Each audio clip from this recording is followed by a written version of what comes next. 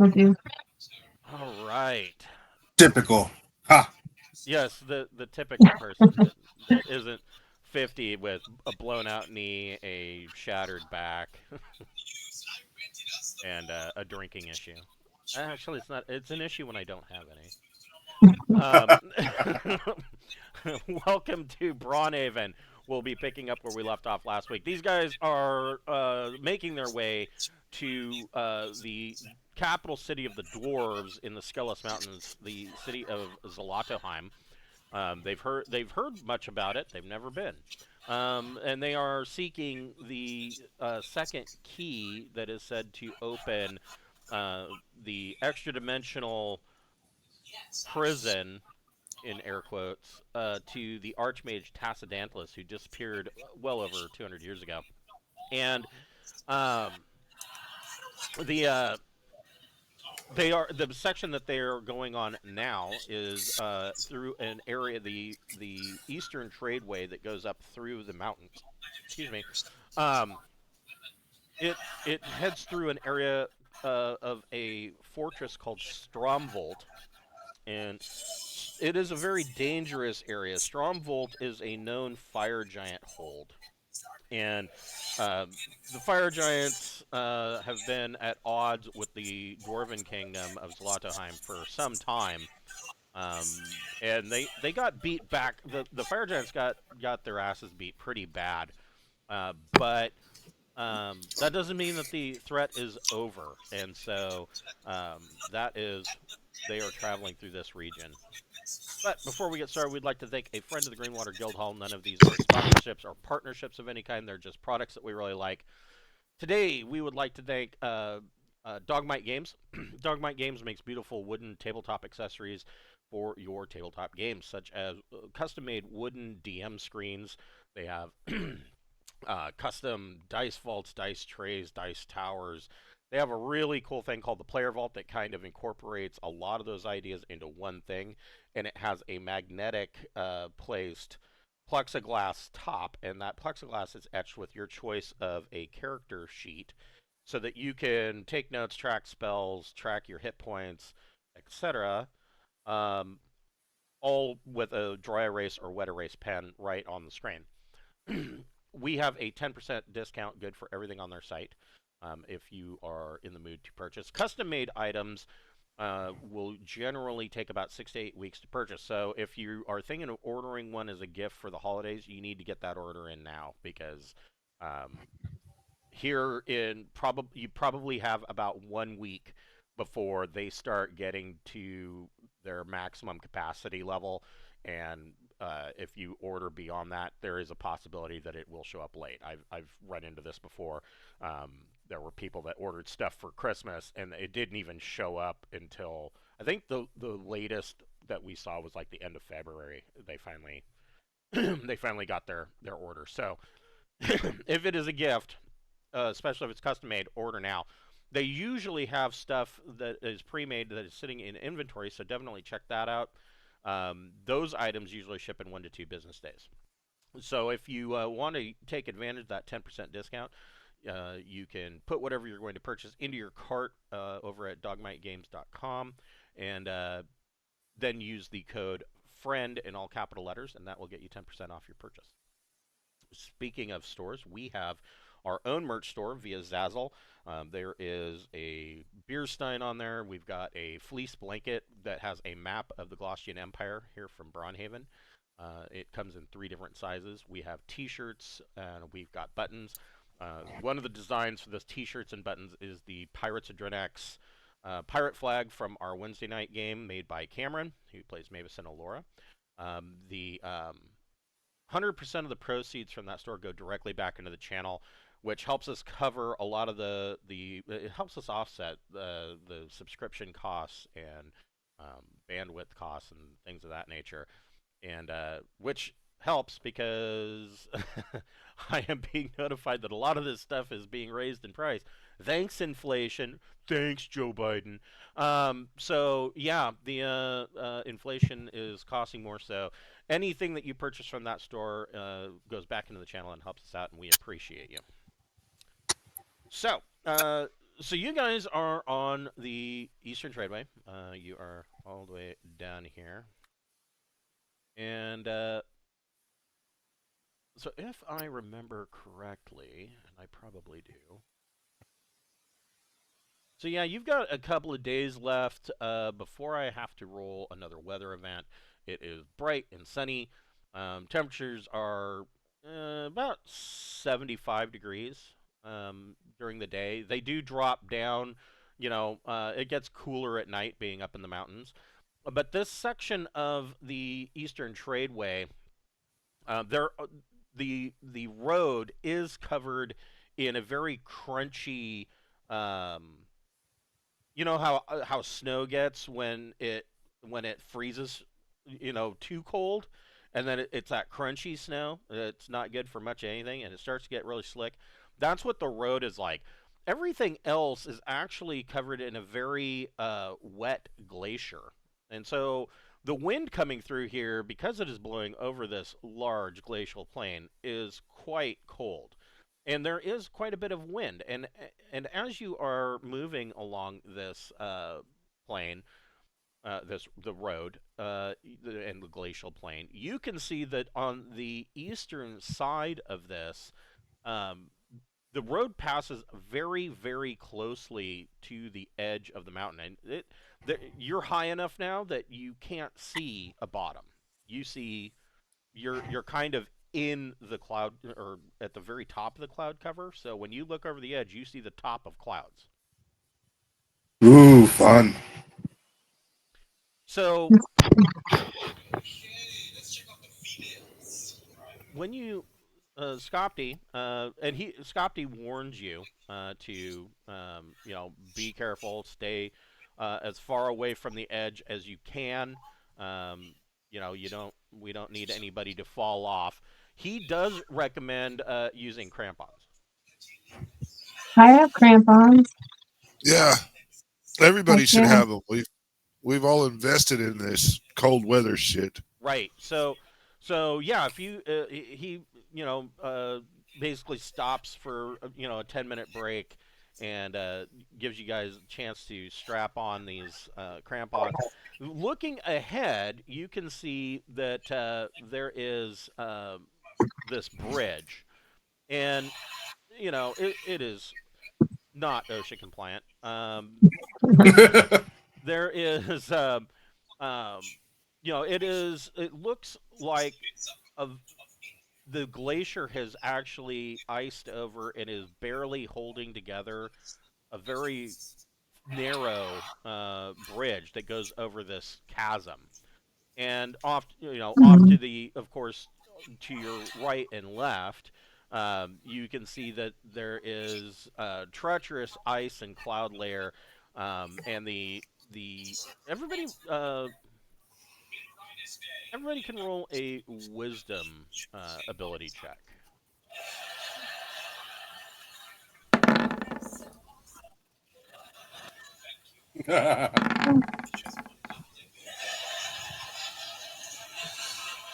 Malachi made it. Okay. Borman did not. You want to get at or higher, or you want to No. get a You want to under? get at or lower. You want to roll At or under lower? your ability.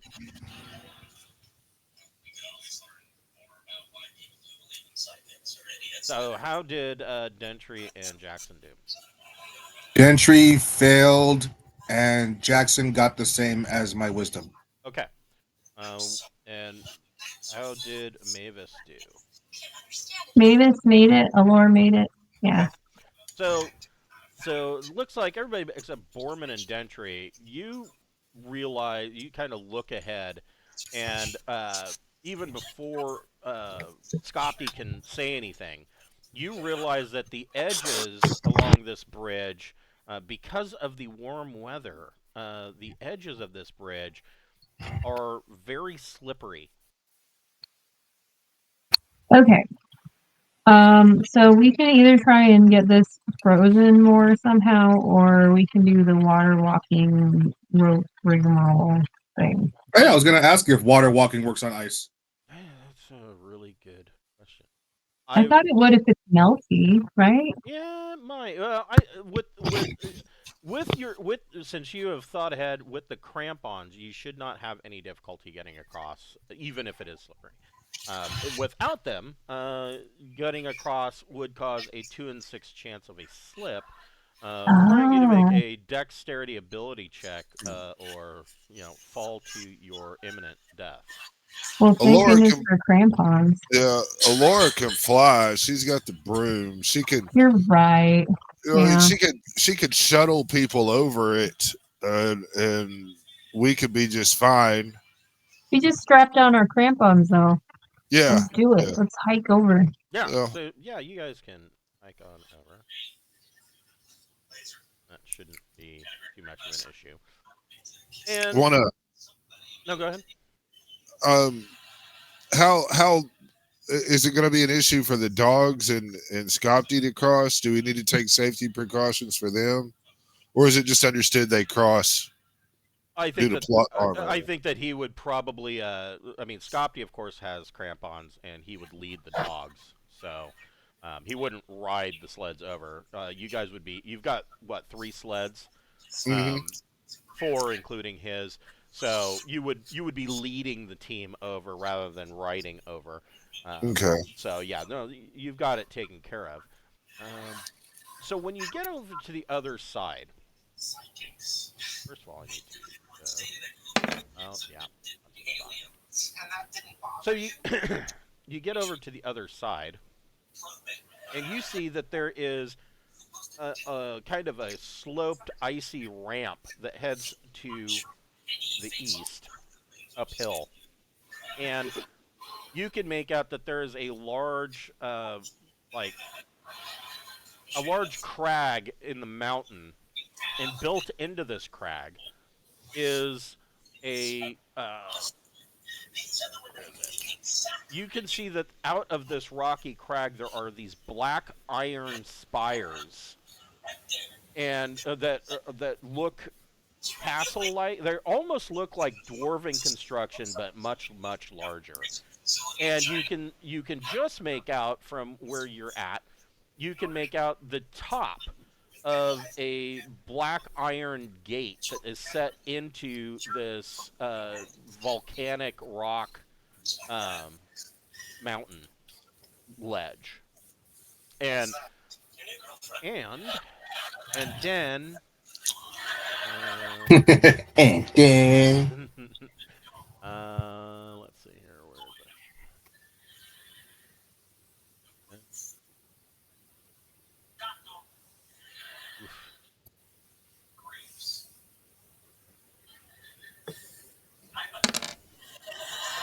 Okay. Need.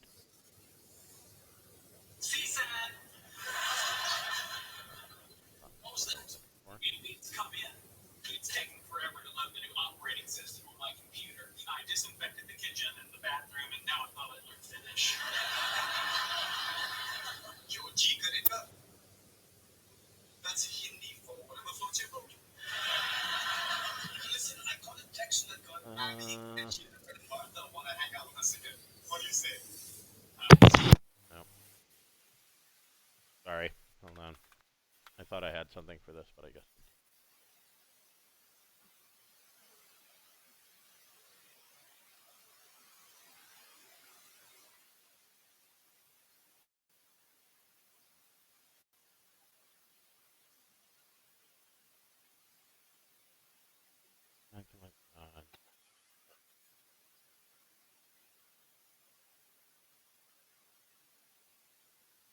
I guess these guys will do.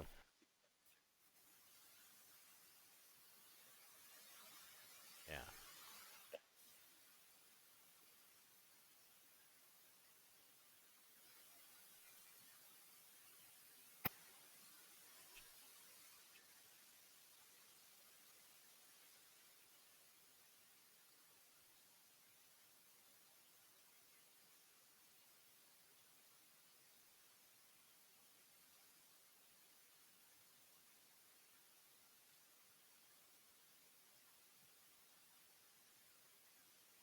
Well, maybe he's a little bit.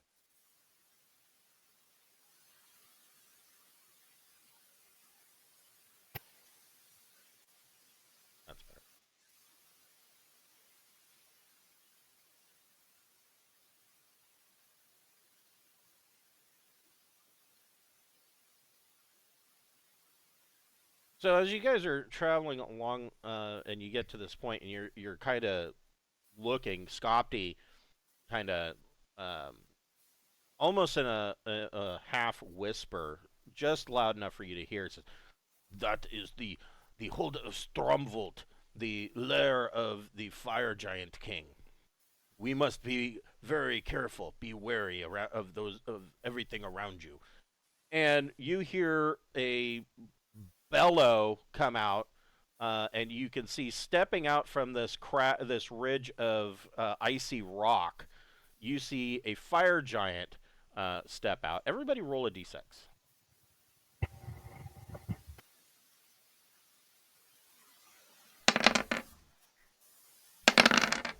So for Wes, which of your characters got the 2? Or maybe that wasn't Wes. Maybe it was.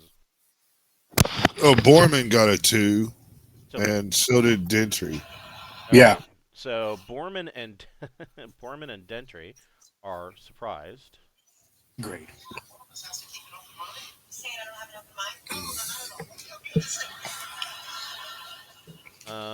Jackson is okay. Malachi is okay. What about Mavis? Laura rolled 6, Mavis rolled 4. I don't know what that So means. so you only are surprised on 1 or 2. Oh, okay, cool. And so these 3 fire giants have made their presence known, and they are they are in fact, they don't have to roll for surprise because they were out on patrol looking for exactly this kind of thing. And when Scopty sees them, he immediately he is immediately kind of fearful because he tells you, he says, "Oh no, there's a patrol out there seeking for slaves to fight in the mines of Stromvolt." Everybody roll initiative. Oh, shit. Yep, There's a here we pretty go. good chance Borman's invisible, but Okay. we roll D6s for initiative. That's Yeah, D6 plus your initiative modifier. Yeah. Plus your dex modifier. I just had to refresh myself with the system I'm currently playing. Yes. Yeah, I know that it can get if you play multiple systems, it can start to get muddy. Right, yeah. Jackson's cloaked up, right? I would think Jackson probably is. But I got to think if we're creeping along or scouting or anything, we would be in our typical, however we would, I mean, Right. It wouldn't make sense for Allura to be up front. Right. And which is why I yeah. always put Allura and Malachi back towards the rear because they're clothies. Yeah, they're fragile and special. But Allura still has the bone armor. Can Jackson make a little tracking check to see if he knows how many people are ahead of us? Sure. Or is the weather covering it? Well, what did Jackson and Dentry get for Inesh? Dentry got 6, Jackson got 4. Okay. Oh no, 3. Jackson got 3 because minus. Because I am the worst ranger ever. I wouldn't say that you're the worst. I mean, sometimes, the dice giveth and the dice taketh away. True story.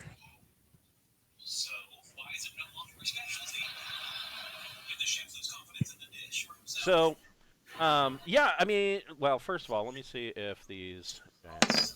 So the giants aren't aware of Jackson. So Jackson could make that check on his turn. Okay. Borman is, of course, surprised. Dentry is surprised. The fire giants...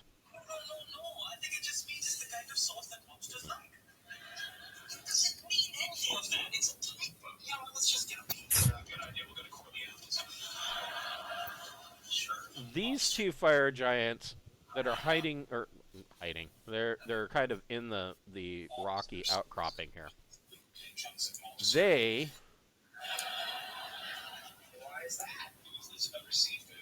pick up boulders and are readying an action to let fly. This giant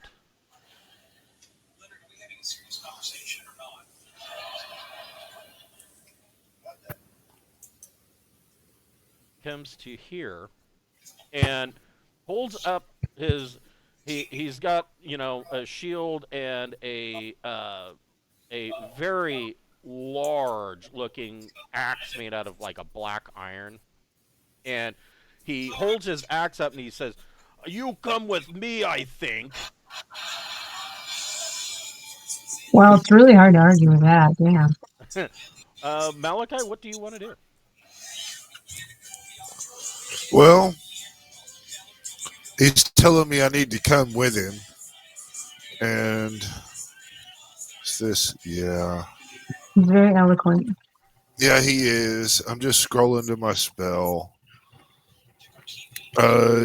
Your guy up there holding the rock, he needs to save versus paralysis or be marionetted. Okay. Kind of figured you were going that direction. Yeah.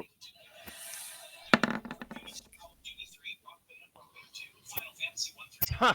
He saved. Yeah. Oh, yeah. He saved by 2. He has an 8 for paralysis. Well, that's just how it is. Yeah. Mavis, what would you like to do? Oh, geez. I was thinking all about Laura's turn. Let's see. What would I like to do?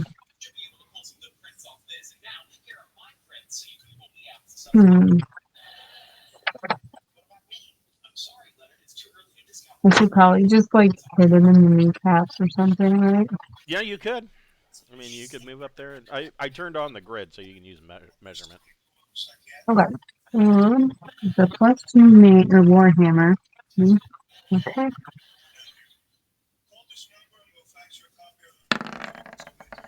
That probably does it. Oh, let's see here.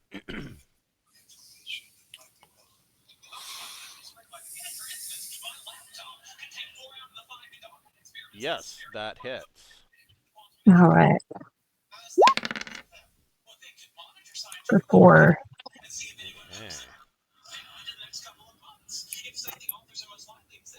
So Mavis goes up and whacks this guy in the shin or kneecap with her hammer, and he lets out a howl of pain. These two guys are like, "Oh, they think they're tough," and they each one hucks a boulder on their readied action.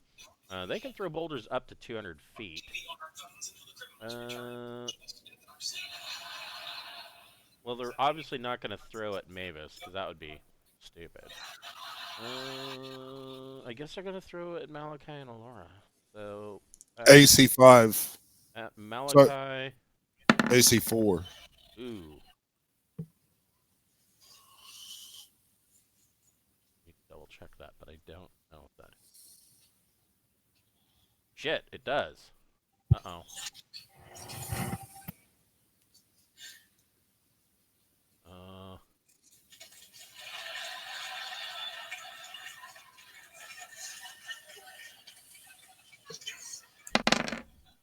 This boulder smacks Malachi for 9 points of damage. Yeah, that really hurts. Yes. Alora.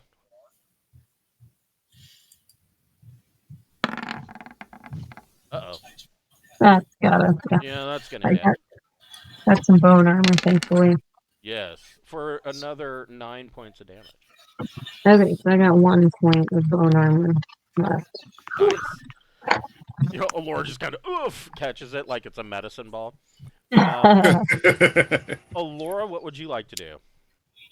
I'm gonna take some evasive maneuvers. I'm gonna Let's see. Jump with Malachi on the broom. I will definitely ride. Okay. And zoom away. Ride or Yeah. die, bitch. Yeah, I feel like let's fucking go. We're going this way, I think. I'm over there. Yeah. Sorry, I can't move you. So. Oh, I understand. I just wait to see where we're going, and then I put my little token accordingly. Right. And Yeah. then, what was the range on the torsion thing? Because I can prevent one of those guys from throwing boulders if I twist his balls around with magic. That is true. And let me take a look. So it says Alora's testicular torsion has a range of 30 feet. Oh, shit. Okay. And they get a save versus spells. On a So failure, we the victim would- doubles over in pain and is otherwise incapacitated. Concentration on spells is broken. Casting is interrupted.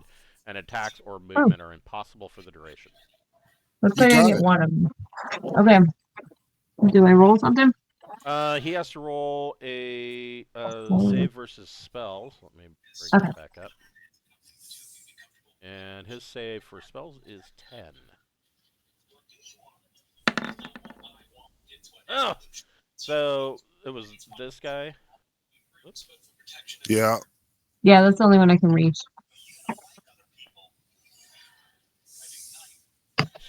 Gonna be a bad day. Gonna have a bad time. Yes, so he is doubled over in pain.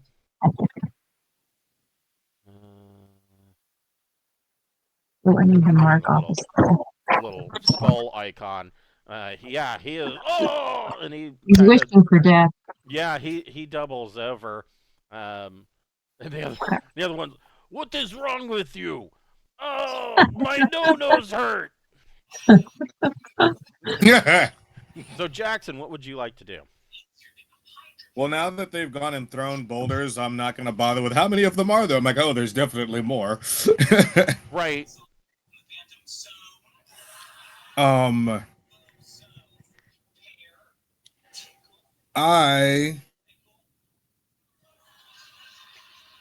right. Well, let's see here.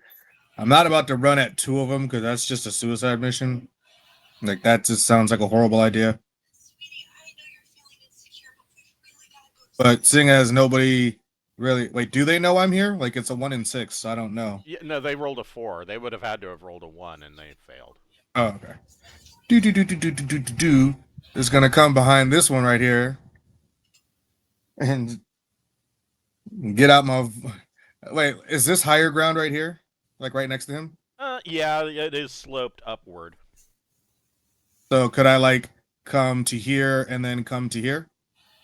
Yeah. All right. I would like to come up here. That would put you at about level with his head, because he is 16 feet tall. Figured that I'd have to be up on higher ground to go for this one. I will attempt the Vorpal sword from up high. Okay. So I figured I couldn't do it from below, but if I got up higher, I might actually have a shot at his head.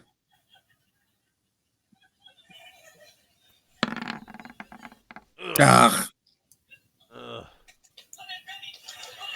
Couldn't land on that 20, could you? No. Couldn't land on that 20. So you swing and miss, but which ruins your invisibility, or does it?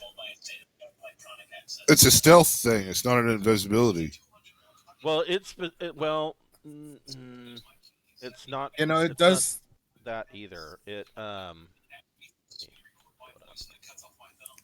I believe the thing says that if I attack, it goes away. The boots are a stealth thing. The wearer of the cloak is rendered almost invisible. Yeah, the cloak's power of invisibility is nullified for 1 turn if the wearer attacks.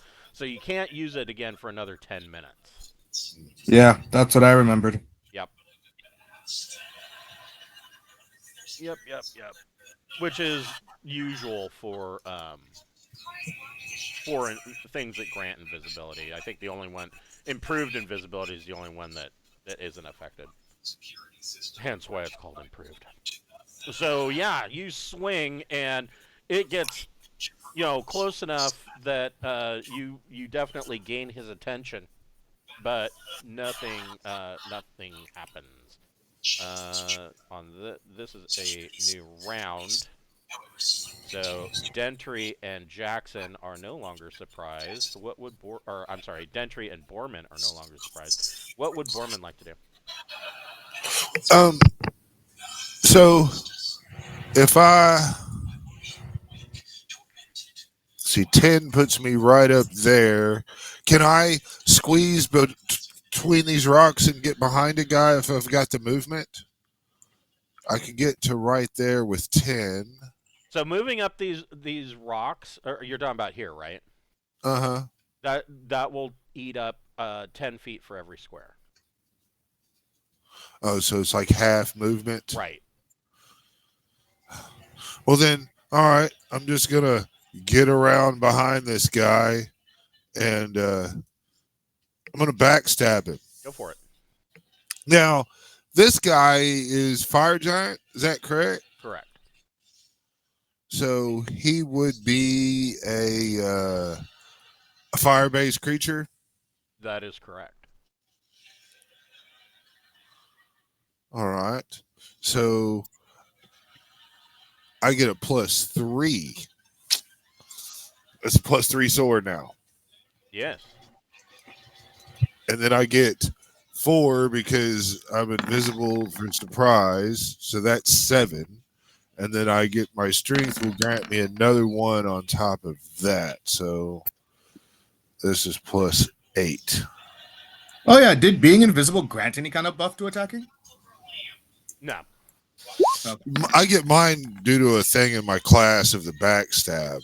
But Oh yeah, you sneaky bastard, you. yeah. Let's see. An 11 that hits AC 6. So that is a miss. Uh, Trying to grab you. right there. And hold on here. Where are my...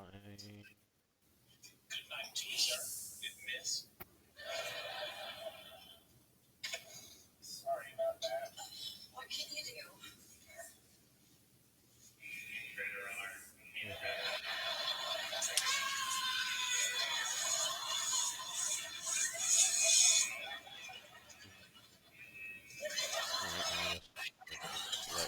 going to get used? Where the fuck did it...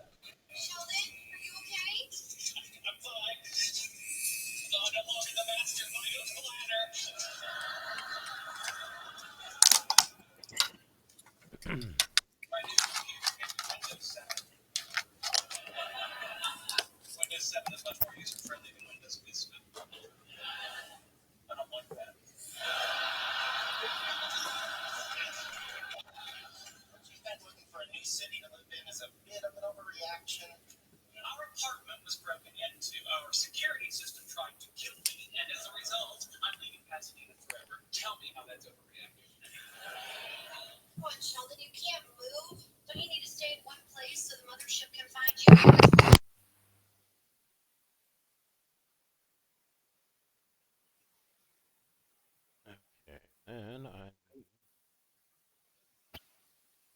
Okay.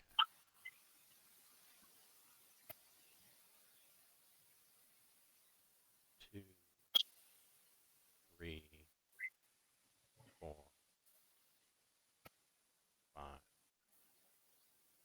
6, 7,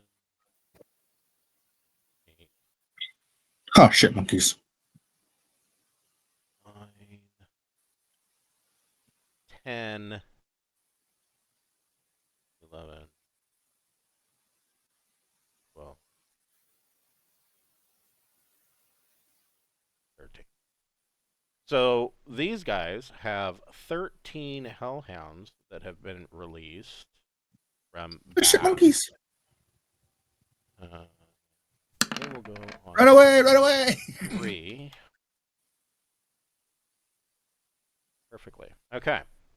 So yeah, there are 13 hellhounds that have now joined the fight. Dentry, what would you like to do? Uh,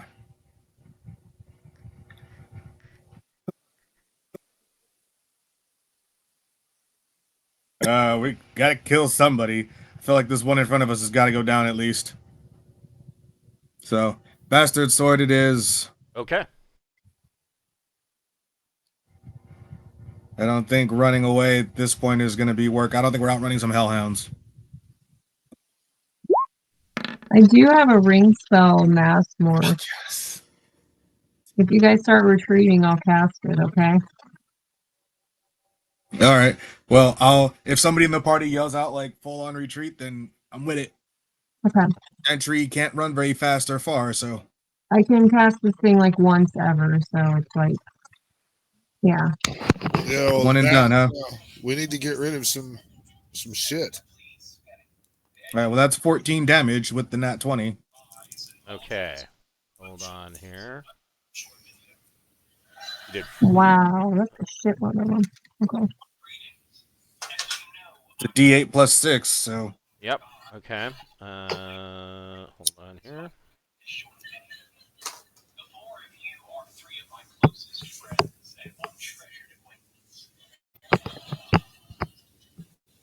I'm just calculating something here. There we go. Okay. So Dentry swings his bastard sword and gouges deep into this fire giant's thigh, causing a gout of blood to come out. But the fire giant is still standing. Let's give Borman just a moment, because it looks like we dropped him. He might be experiencing a weather-related internet issue. damn weather. Mm-hmm. I see it.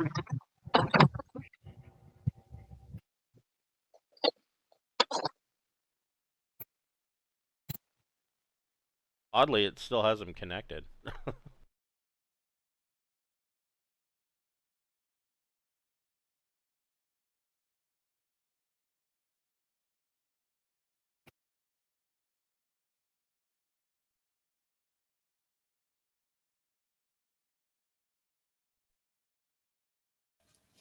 There he is. Okay. Internet blipped out there for a second, huh? Yeah, I guess so. I things did out. What did I miss? Nothing. We were waiting for you to come back. So, Fire Giant, wow, Dentry really clobbered him pretty good. So he's going to swing on Dentry with his... I respect that. Giganto battle axe. -1 AC. And well, I guess I better check because he does have... Yeah, he would have only hit a 7. So, yeah, he swings and Dentry deftly ducks below the axe. Probably chuckles at him. What are you even swinging at, bro? These two... You can't hit me! This one is still bent over in pain. You know, the question on that is, what did we put down? I think I have to roll a d4 to see how many rounds it lasts, or something. Yes. Yeah, roll a d4 and let's see how long he's going to be. Oh, damn it! So, he will be down this round, and next round he will be back in the fight. So the other one, he will use 10 feet of movement. Come on, where's movement? There it is. Get down here. That was a shit one. God. And then he's going to come over here and swing on Jackson. Oh, fuck.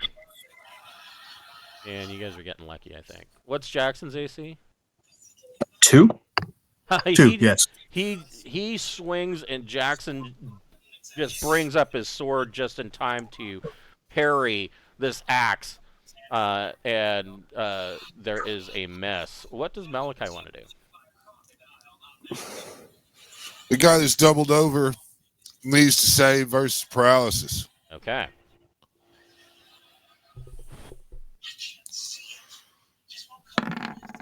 No, he fails.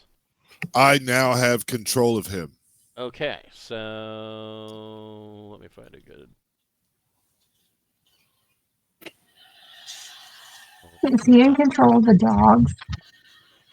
Well, that's what I'm about to find out. Okay, Because, cool. yeah, A huge threat. yeah, because I want to come over here and clobber this dog right there. All right, so you have control of him. Right now, though, he is doubled over and can't move. Okay, well, when he's able to move, he's going to attack the dogs. Okay. You know. Mavis, what would you like to do? I'm gonna take another whack at this guy's kneecaps. All right.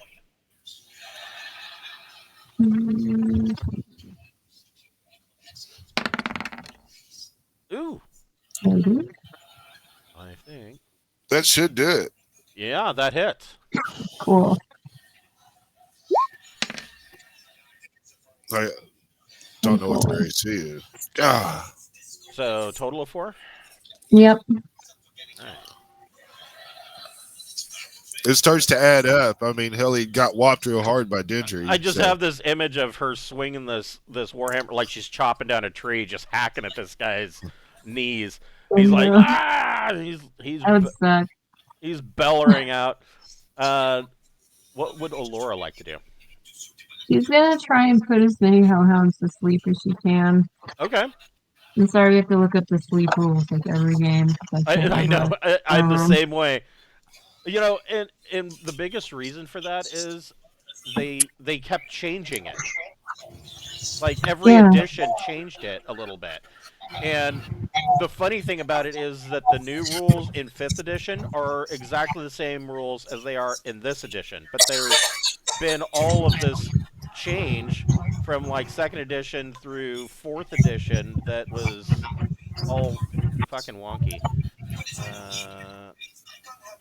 I need Hellhound. There he is. So these are 3 hit dice Hellhounds, which means sleep. A total of 2d8 hit dice creatures of 4 hit dice or less. So you can roll 2d8 and that many hit dice. So 12. Shit. Good. It's sleepy time, puppers. He gets sleepy. If I gotta swing by on the broom to make the range on it, I can do that and then just come back.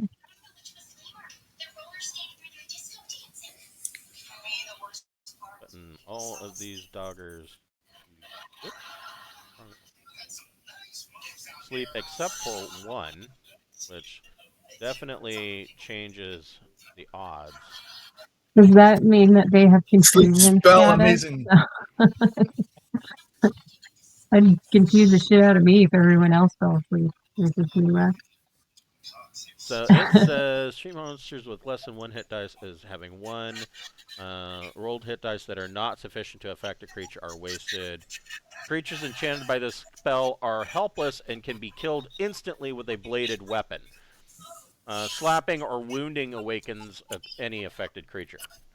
So if you make a ranged attack on them and it doesn't kill them outright, then they can wake up. But if you just walk up to them with a dagger, you can cut their throat and they're done. Sweet. Okay. So, wow, that was really, really effective. What would Jackson like to do? Oh wait, shit! There's a giant next to Jackson. Where the hell did he come from? Yes, yeah. Yeah, Jackson just I got remember you saying I got attacked. I figured it was the one that was down there, but no, this guy came over. Yes. Okay, well, I feel like between Borman, Mavis, and Dentry, the other one's handled. So I will attempt to attack the one that's right next to me as opposed to just ignore him, Okay. because that's probably not a good idea. I imagine the Vorpal has no effect since he's that much bigger than me. Well, no, that's not true.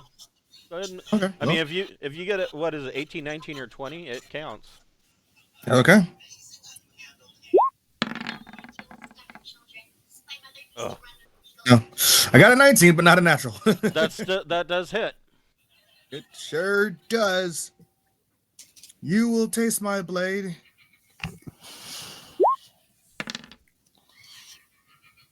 Take my 6 points. Okay.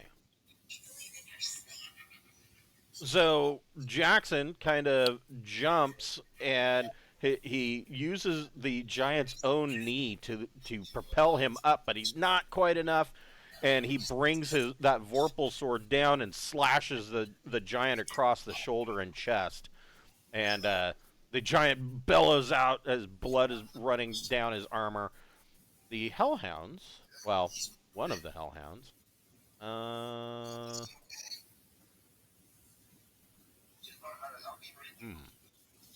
Oops. There we go.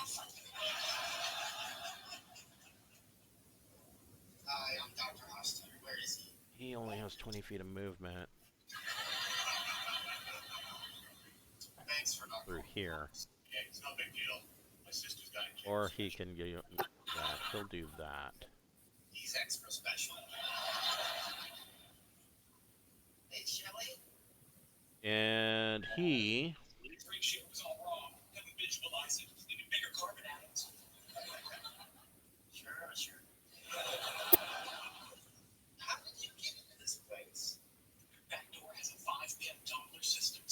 He's going to. Well, first of all, you need to see if he can breathe fire. Oh. Sorry. I did that wrong. He can breathe fire. Borman, make a save versus breath. All right.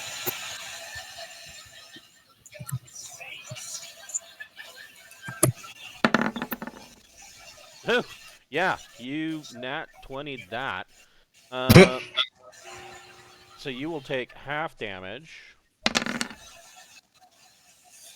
So you will take 5 points of fire damage from. Actually, that is reduced by 1 per die because of the thing. So that's right. So if that's 3 die, that I take 2 points of damage. Correct. You are correct, sir. That's right, because of your ring, right? That's because of the sword. Yeah, Frostbrand. It's the shit. If you're a fire-based creature, it's the only time to really have the sword for the most part. Right. Yeah. All right. So that's what the Hellhound does. What does Borman want to do? I've got to keep fighting on this giant. Yeah. I mean, there's no reason why he needs to stick around any longer than he needs to. Nice. Man, the dice are loving you today. Yeah, that's wonderful. That's max damage. Yes. And so 8 plus 1 is 9 plus 3 is 13. 13 points of damage. Oof. Yeah, so Borman basically stabs this guy in the kidneys with his Frostbrand. And, the giant's like, ah, screaming. Dentry, what do you want to do? Finish what I started. Oops, wrong guy. This poor fire giant. 16? That is a hit. Hell yeah. Now I get to roll the d8. Let's hope it's a good roll again. I'll take a 12. Yikes.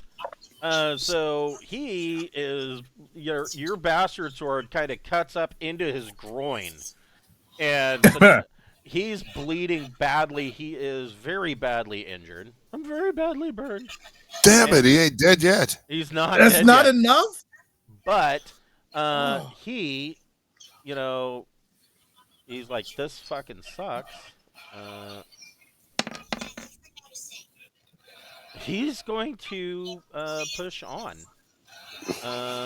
And he's going to swing on Dentry. Of course. Hell yeah. He's going to fail miserably.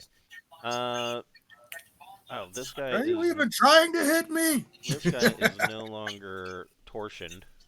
His balls untie. This guy is going to swing on Jackson. Oh, fuck, come on. Might be time for you to change color. he hits AC 3. Nope, 2. Fuck. Alright, so he swings, and Jackson definitely blocks his swing. Malachi, you've got a giant. Yeah, Giant's going to come over to this gentleman right here. Okay. And he's going to whack him. Hold on. It's whack him at -2. So. Oof. Yeah, but so yeah, 15. I don't know what his Thaco is, but this definitely his Thaco is 10, so he definitely hits. He would have hit like a -5. Yeah. I'll say bad dog. Yeah, that hits. Hell yeah! I don't know what kind of damage I do. He does 5d6 damage with that axe. Dun dun dun.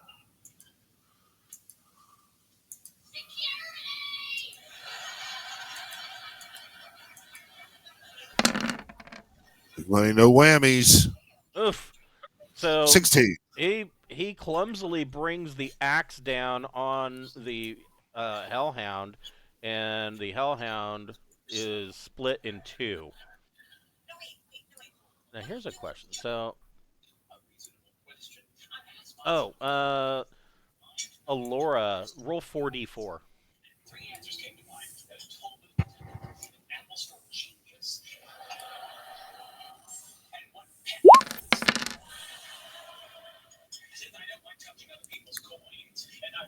So these the Hellhounds will be asleep for 80 minutes, 8 turns.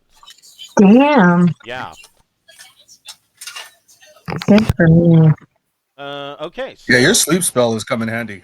Yes, yes. Well, and I mean, it only works on creatures of 4 hit dice or less, but I mean, the reality is the majority of the world is going to be creatures of 4 hit dice or less. I mean, there's a lot you could do with 4 hit dice or less. So, so the Malachi used the giant. What would Mavis like to do? More violence. More violence. Violence and passion. The Warhammer, hopefully. That hits. Sweet. Oh. Nice. So Mavis swings her warhammer, and you hear this crunch as her warhammer actually hits his kneecap and keeps going and inverts his leg and severs the artery, and the giant goes down in a bloody heap, bleeding out. Okay. Gonna try to enslave people. Jerk. What would Laura like to do? Yes, absolutely. Let me see here. I guess she could throw a dagger from her thing, right? Are you attacking this giant, or? They're pretty far away. The other one's marionetted. So if let's see, maybe I should just go get rid of the hellhounds, or That's what I think is the smartest thing to do is so you take said them out. if you use a projectile, there's a risk of just waking him up. If I throw a dagger, does that count as a projectile? That or would be a do- ranged attack. Yeah. So I mean, if you just fly over to him and stab him, Yeah. you can kill him outright. Okay, I'll fly over and kill. I think I don't know. I could probably do one each turn, right? Yeah. Or Or each round. okay, bye, pupper. Okay. So this one lay dead. Okay. So you fly over and stab this dog in the neck, and it bleeds out. Jackson, what would you like to do? For future turns, is it possible to convert a hellhound? Nah. They're like from hell. I don't know. Probably got to get them as puppies and train them from pups. Oh, okay. So Hell pup- hellhounds from are hell chaotic alignment. So Okay. So no. they are yeah, I It's probably like trying to train a wolf. Like you probably not gonna be able to well, at train least with someone. wolves, they're neutral. Wolves do what wolves are going to do, whereas hellhounds, if you have a creature like that has a chaotic alignment, that means that they are intelligent enough to ally themselves with evil. So I would say that it could be done if you are of chaotic alignment yourself. Which I'm not. Okay, cool. Good to know. Then I will again attempt to take on said giant. All right.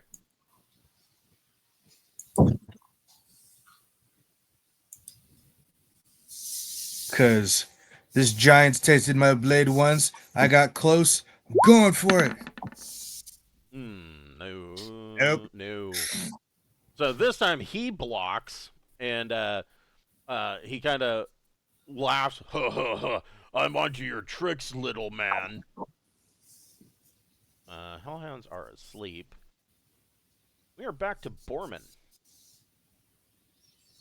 Oh, Borman is gonna. Can Jackson take a fighting withdrawal before his turn's over? Sure. I'm gonna slide down the hill. Okay.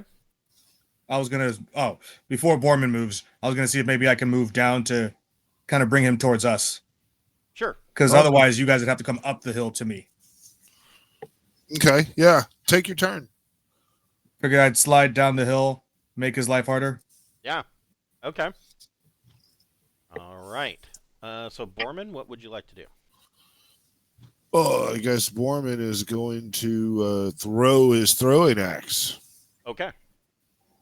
So that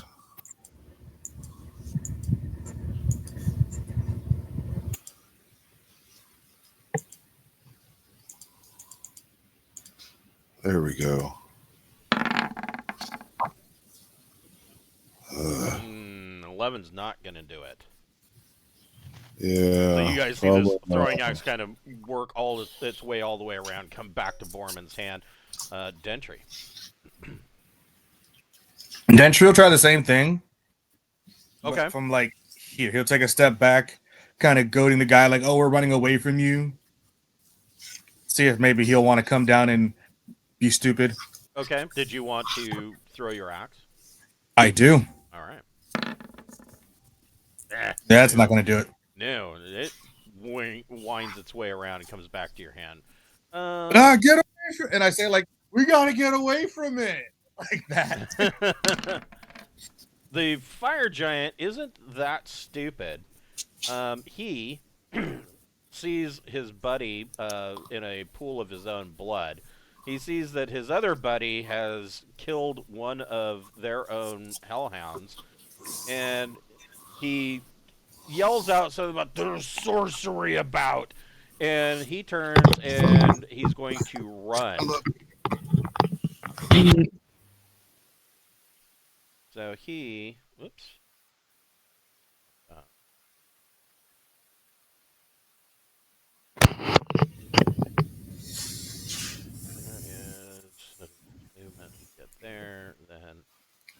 Stop it.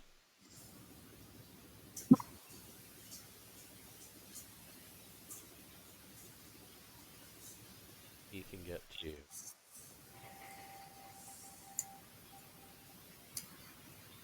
Right there. And he's running back to the keep. Malachi, what would you like to do? Well, I got control of this guy, and I'm seeing how things are going. And what kind of movement these guys got? 40 feet. Yeah, I'm going to jump off the edge of the bridge here.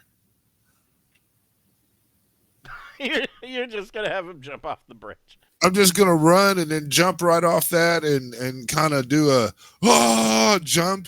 And then while he's in, when I see that he's in midair and clearing good, I'm going to go ahead and release the spell to give him his last moments to himself.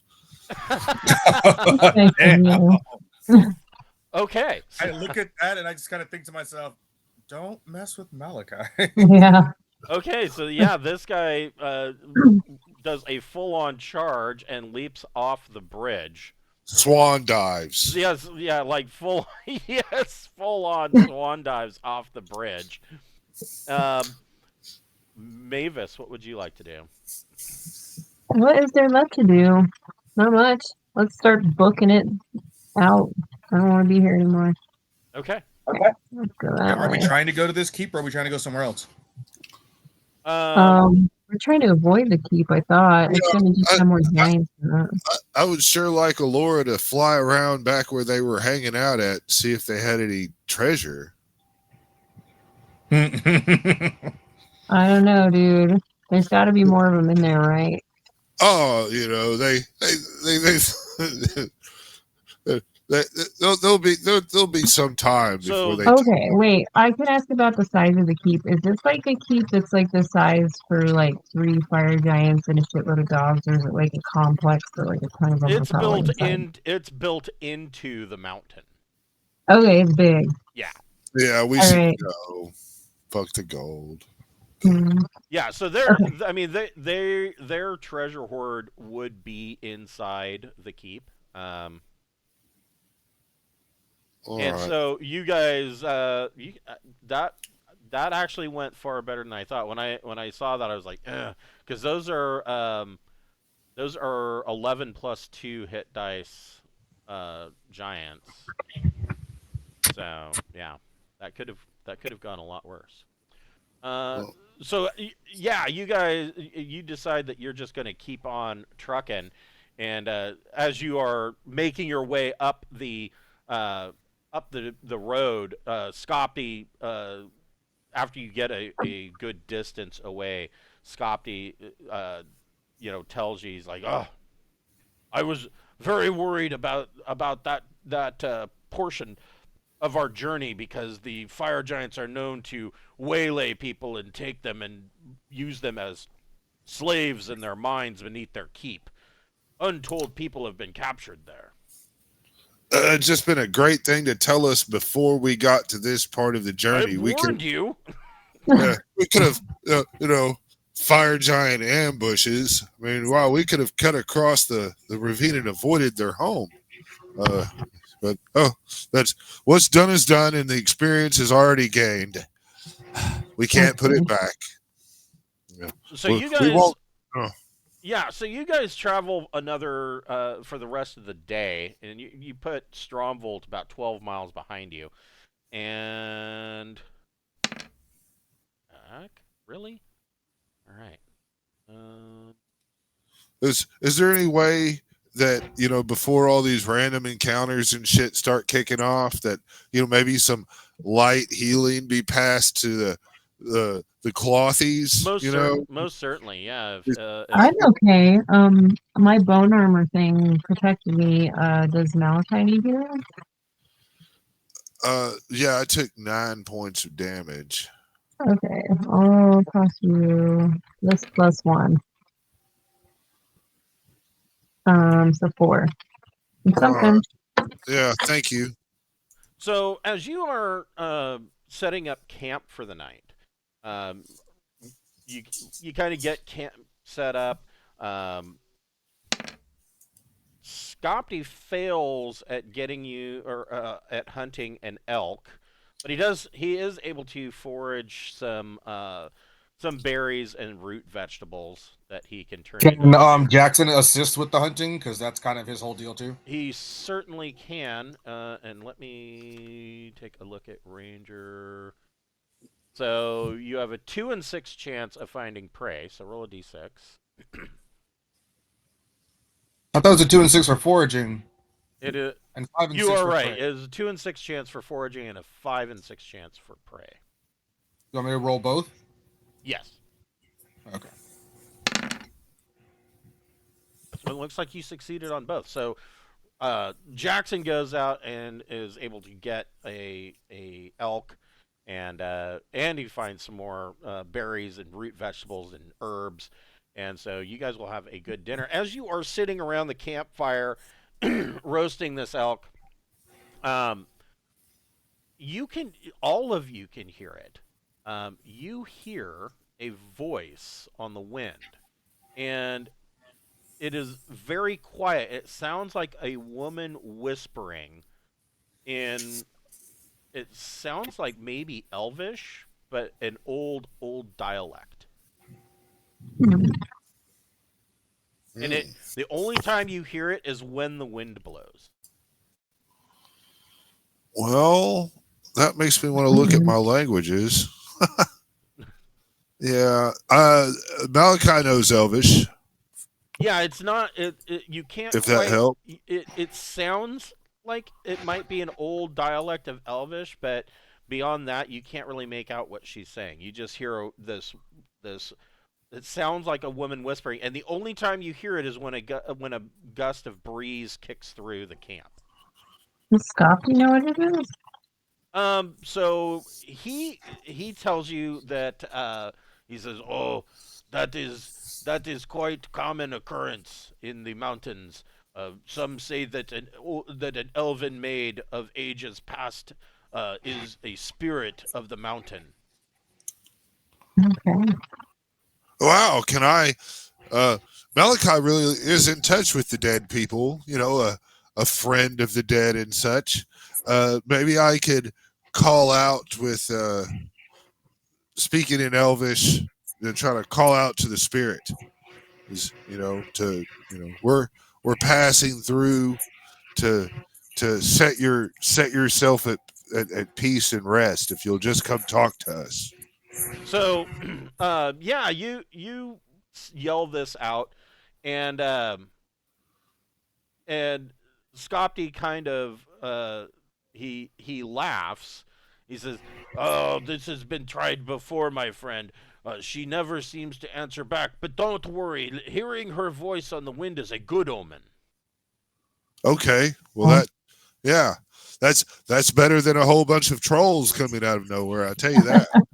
And he slaps his knee. He says, "Oh, if I had a copper piece for every time that happened to me."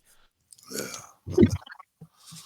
Oh, that happens. It's So terrible. that is the only thing that really happens during the night, and you wake up and continue on your journey. Do we get to roll a d6 for healing? Yes, you do. I get some spell slots back. Yeah. So I am going to spend the spell slot on this day and and the 200 gold pieces. Okay. And I'm going to do a morning ritual on Alora to renew her bone armor. Okay. Oh, thank you. That is super helpful. Yeah, so that's a second level spell slot that I'm going to burn up real just for today. You can write on the broom. Oh man, I'm not complaining. I'm just, if we get into some shit, I got to know that what my spells are. Yeah. So over Halloween, of course, we watched some horror movies, and not. I mean, there was a couple of the newer ones. Insidious: The Red Door.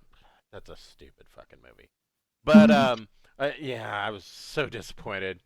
I mean, I'm gonna be honest. I don't know why I was disappointed because I didn't really think much of the other ones either. But anyways, but my wife had never seen a number of them, and so I introduced her to John Carpenter's The Thing. Thing she had never seen, Ooh. and which Yeah. the thing is, I mean, I watching it now, I look at it and I'm like, this is not a uber fantastic piece of cinema, but it is a pretty good movie. And it's funny because watching that gave me a ton of ideas for our Friday night Deep Night Revelation game because it's very similar in a lot of ways. But the other one that we watched, of course, The Exorcist, and we also watched Prince of Darkness with another. I think that's another Carpenter movie, isn't it? I think so. Anyways, um, and it got me to thinking that is not covered in Basic and Expert Edition or Beckme Edition of Dungeons and Dragons is Exorcism, and how clerics can and paladins can turn undead, but it says nothing about demons and devils, and I really think that they should be able to turn fiends. And so I am going to be looking at first edition AD&D for insight on how that takes place because first edition is really when Gary came out and brought about codifying devils and demons, and so I will be adding that. But there is a spell in first edition. I think it's just called Exorcism, but I don't particularly like the idea that it's just a spell because every scene that you ever see, exorcism is more than just a spell. It is more of A process. It's a process. It is more of a ritual, and so I think exorcism is going to be added into the spell book that I'm coming out with as a ritual. That's a cool idea. It'll probably be a cleric ritual. I don't really think that exorcism would be something that druids would. I think druids would look at it as totally different. Oh, nature spirit has possessed your body. Rejoice. Yeah. If anything, the druids might be the ones that help with possession. Right. Yeah, burn some sage. Let's smoke some pot with the demon. But yeah, exorcism will probably be a cleric ritual. And it's funny. I really like the fact that that the Oktoberfest added rituals because if you read the basic and expert rules, they do allude to the fact that rituals exist, but they don't have any in the rules. And so, and one of the most glaring examples of it is bless. And so, like bless can be used as a ritual to consecrate ground, to consecrate an object. Like you could use it to create a holy symbol. So I mean, bless is like the Swiss Army knife of cleric spells. You want to read the Oktoberfest, the Elder Sign, Turning the Outer Dark. You want to start on page 38. Yep. And you want to read that. I mean, it even goes into on page 39 about making talismans and shit that kind of always give you the turning stuff. But those that sounds more like which the Eldritch Horror sounds more along line of fucking demons and shit. But that's that right there. Well, and in Braunhaven, so one of the things I've never really kind of agreed with in D&D is that you've got devils and then you've got demons, and the demons come from the abyss while the devils are in the nine hells. And I'm like, okay, well there is an abyss. I mean, that goes all the way back to Greek myth, the prison of Tartarus, which is basically below the hells. But in Braunhaven, demons are to devils what angels are to gods. Right. I mean, that is really the only that is the difference. You've got angels on law and you've got demons on chaos. So, yeah, I'm kind of working on how all of that works. But I've had to think about this because in Tassadantulus Tantalizing Tower um, there is some demonic presence, and they are fucking wicked. I was like, I was looking at the original rules. And I was like, God damn, these are these are brutal. So, yeah, yeah. I mean, they're not everything is meant to be killed. Some of it is meant to just be avoided. Banished or You know, something. yeah. I mean, retreat is discretion is a better part of valor. Retreat is perfectly viable. So yeah, you what? Mhm. Oh, sorry. I thought I must have got an echo. Yeah, you guys can roll a d6, get back hit points from your rest, and you recast bone armor on Alora using a ritual, and then continue on for your day. Putting it about right there. You're able to camp for the night. Um,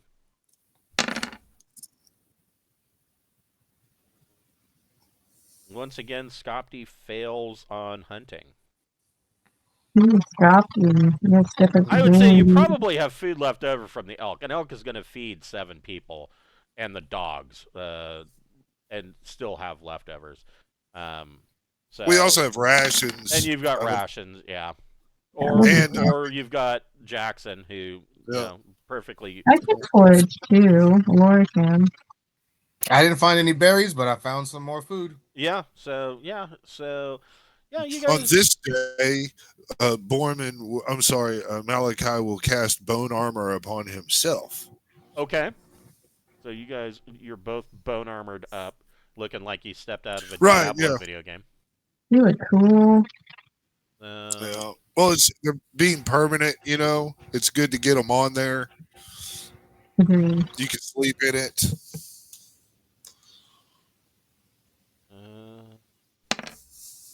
Yeah, another easy night. And you eat well. Skopti provides.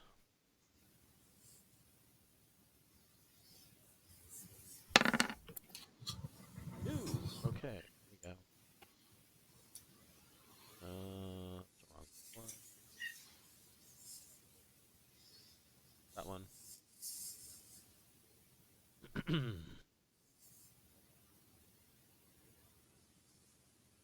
Barren Hills and Mountain.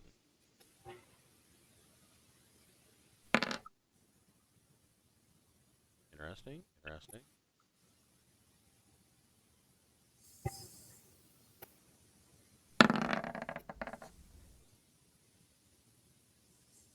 Okay.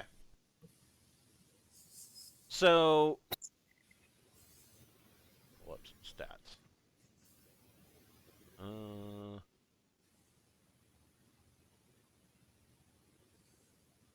Thank you. Old School Essentials. High level fighter.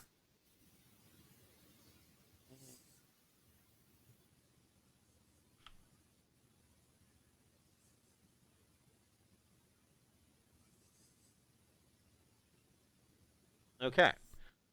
So you do have an encounter coming down the road. So you guys are just off the road. You make your camp, and you see, as you have finished setting up camp in the dark. And keep in mind, the road is every so many feet is lit by one of these gnomish gas lamps that Zlatoheim had installed.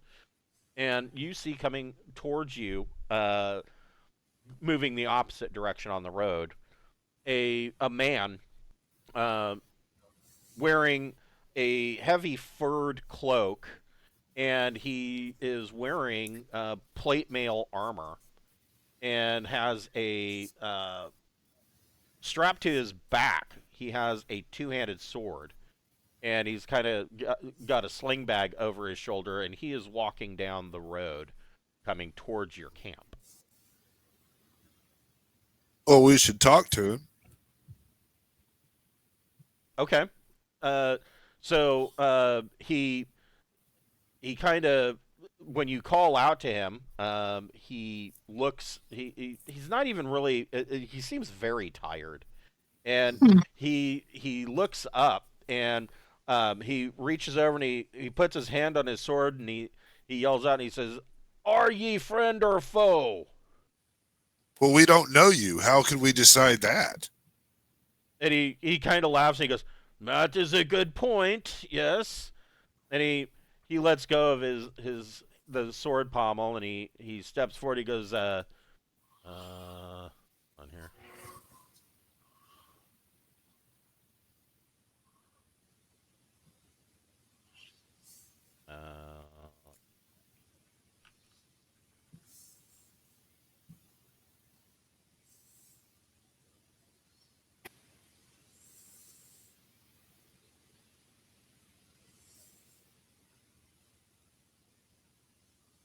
He says, "Oh, my name is Dave Collins, but my friends call me Titan." He says, "Unfortunately, I don't have very many friends left. May I sit by your fire?" I'm I okay don't. with it. I'm fine with it, but I It mean, seems nice. Samuel drinks a lot. He says, I "Oh," see. he says, "Oh," he says, and he pulls out out of his bag. He pulls out a flask or not a flask, a bottle of Dwarvish whiskey. Ooh. He says, I have just come from Zlatoheim. If you will share your meal, I will share my drink." Oh, that's I vote yes. I vote Yeah. yes. Mavis, Yeah. Mavis wants to use no alignment. Okay. Like not super blatantly, but like before we drink anything, you give us.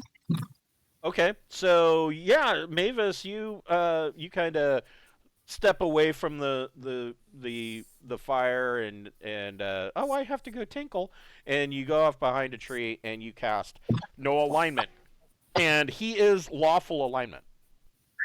Okay, we're cool. I don't know if Gotta we watch should my trust friend's him. drink. It's lawful is. Oh, that's kind of nerve wracking. So you see that he has a two-handed sword, and this two-handed sword is of a very exotic style. It's not a sword that you would normally see. It's almost like a it's well, it is a khopesh.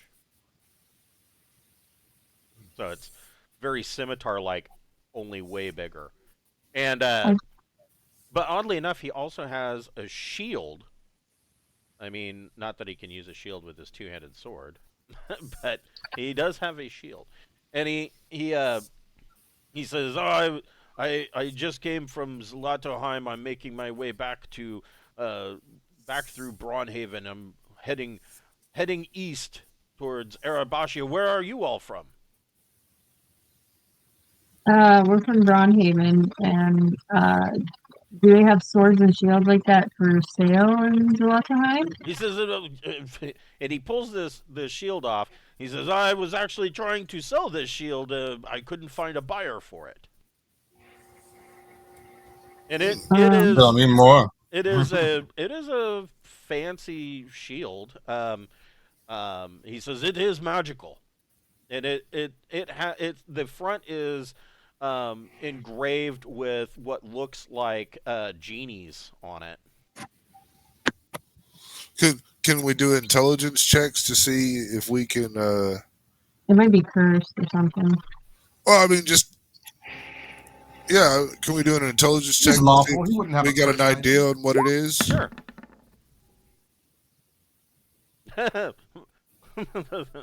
So I don't know if that was Borman or Malachi, but That was Malachi. Malachi gets a nosebleed. Malachi is like it is fucking metal. What's a shield? Is that a dinner Yeah. plate? Yeah, I So don't think Mavis Borman- failed on a yeah. lore test. So Oh, Alora Borman. Laura, Dentry, Jackson. What did Borman roll? Borman rolled his intelligence. Okay, and Borman, you recognize this is a +1 shield. Oh, cool. That is pretty cool. Mavis uses a shield. Does anybody else? I mean, both my guys do, but Jackson already has a +1 shield, and Dentry's doing pretty good on AC. So if Mavis wants to up her AC, go for it. How much is it? I guess is what I should ask. Well, you can make an offer. He says if you're Mavis is looking this shield over. He says if you are interested, offer me something.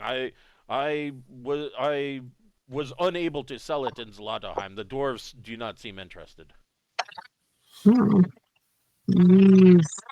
I'm not good at this kind of stuff at all. I've got 10 gems worth 100 gold pieces each. Are you offering all 10? Well, let's start out with 5 and see how that goes. Okay. And I'll throw in a wineskin. Yeah. Okay. Let's see. Like, not really sure if we need the shield, but to do trading amongst new friends is a custom of our people, and Malachi will, Borman will pull out 5 of those things, and I guess we have the wineskin being thrown in, and be like, we can trade. So with the wineskin that you're throwing in, I'll give you a +1 to that roll. You can roll 2d6 plus your charisma modifier. Oh, okay. And so Borman is the one. Yeah. Borman made the offer, so. Oh, it's a lot better than Malachi. Borman is just a naked roll. Yeah, but you get a +1 for the wineskin. Right. 3. 3. Damn. Holy shit, you got it. Yeah, he says, that sounds like a good deal. It was a 35% chance, and he rolled exactly a 35. Like, wow. All right. Amazing. So, yeah, he says, that sounds like a good deal. The shield is yours. Oh, thank you. Oh, yeah. That is satisfactory to the customs of my people. We've now officially traded. We are real friends. He says, do you mind if I sleep by your fire tonight? Oh, you can sleep with us. Whoa, I don't roll like that. I'm lost. But you didn't even roll. Hey, who knows? Maybe he and the cleric might. Yeah. Maybe. Yeah. So he, you guys wake up in the morning, and he, he's already up getting, the fire stoked, and you guys basically pack up and part ways, and he moves on. That's so nice. Just to be official, Mavis is getting the +1 shield. Is that right?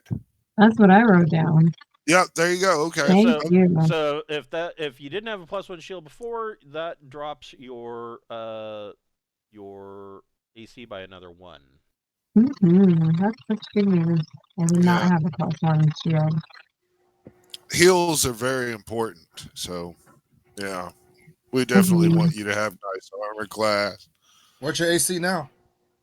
3 when I use a shield. Nice. Yeah. Good times. The weather today is time for a weather check. Did our friend have any problems coming from Zalaheim? Is there anything to warn us about that you saw? So, yes, and I will tell you about that. Because we definitely would have had that conversation around the fire at night while we're trading and drinking and sleeping together. Yes. So you wake up and the weather is bright and sunny. A little bit warmer than it has been for the past 6 days. It is around 85 degrees at the height of the day.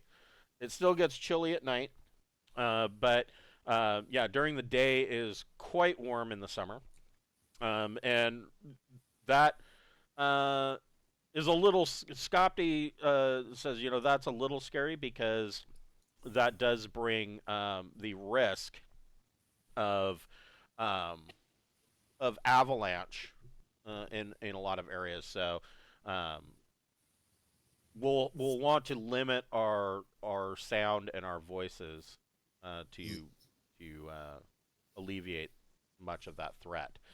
But What? so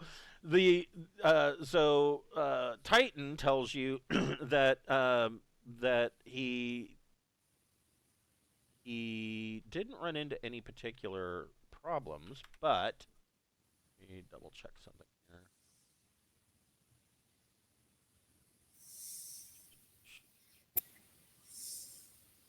I don't remember which book I put this in.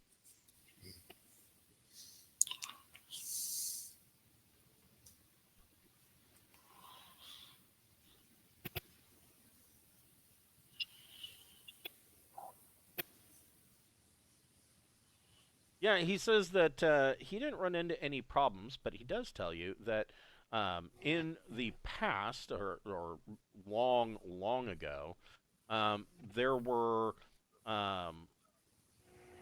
the dwarves had a pair of guard towers that were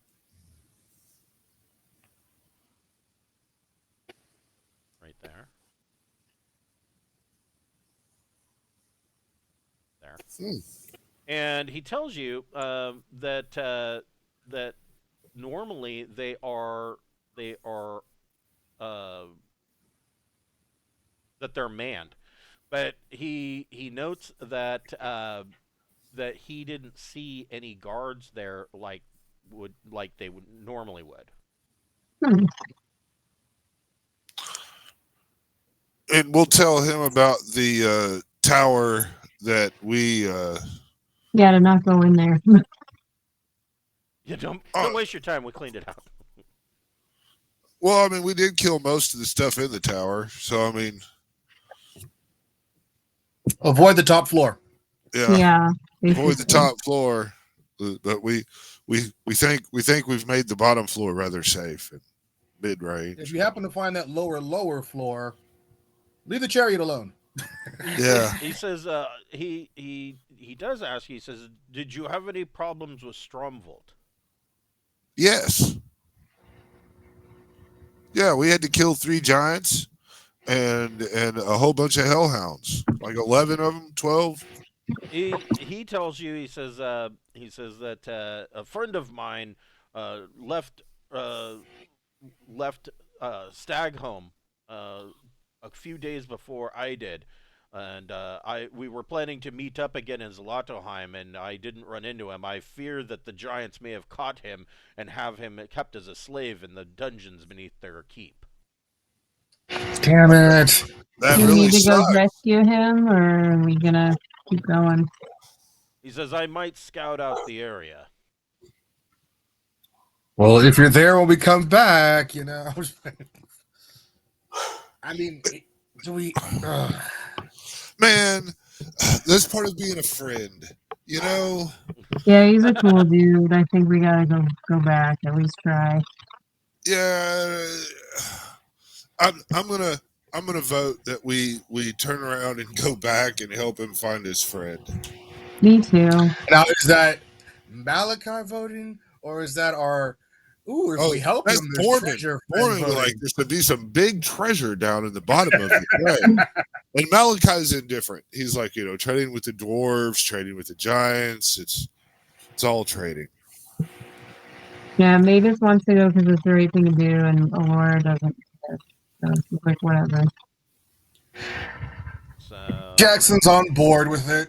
Dentry just wants to kill something. Saying to go. Yeah. So looks like we've officially picked up an NPC companion. yeah. Hold on. Provided- I will give you some stats on him. Oh shit, who's gonna be in charge of him? He's gonna be what? The in charge of him, like rolling for him and just doing stuff. We can What make kind the DM control him, or we can kind of share him like a 2-bit whore. Just take turns on who has to fuck around. Or, I don't know how hard can it be. He's a fighter. He has a sword and he'll swing at our enemies. Right. That's true. I mean, yeah, fight is pretty straightforward. It's about as straightforward as you can get. Yeah. Right. That's Dentry. Dentry is where do I point my blade? Yeah. I'll be right back. God, we're almost to the Dwarven city, but Well, you know, and I we mean, and he says, "Oh, thank you for the offer. You don't need to turn around, But if you don't see me in, I will wait in Gnomeveholm, and if you don't see me there, then something may have befallen me." well, I mean, the thing is, Noveholm is a long way past Stromvolt. I mean, Yeah. why don't you go back with us to the Dwarven city, and then after that, we'll go rescue your friend together. Because it's on our way back. Yeah, that's on our way back. The safety in numbers. I mean, unless you're really really confident in your abilities, that they hit hard and throw big rocks, That is true. They do. and they move really fast. I mean, So this is Titan.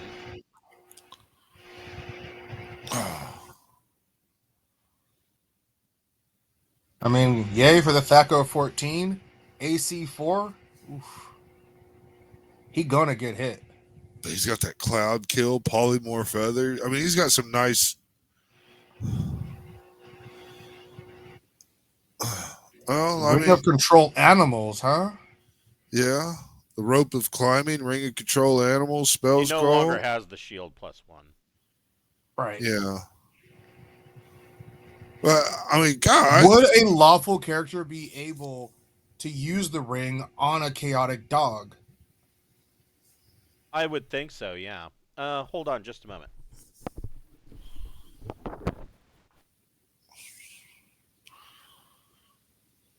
I missed the ring. What? Oh, that's him. Okay. Yeah, that's all Ring his of control animal.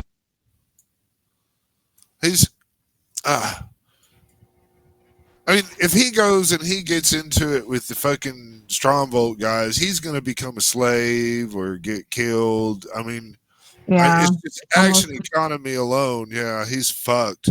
Mhm. He might get, he might be able to scout and meet us at Gnomeveholm, but I mean, then we're turning around yet again.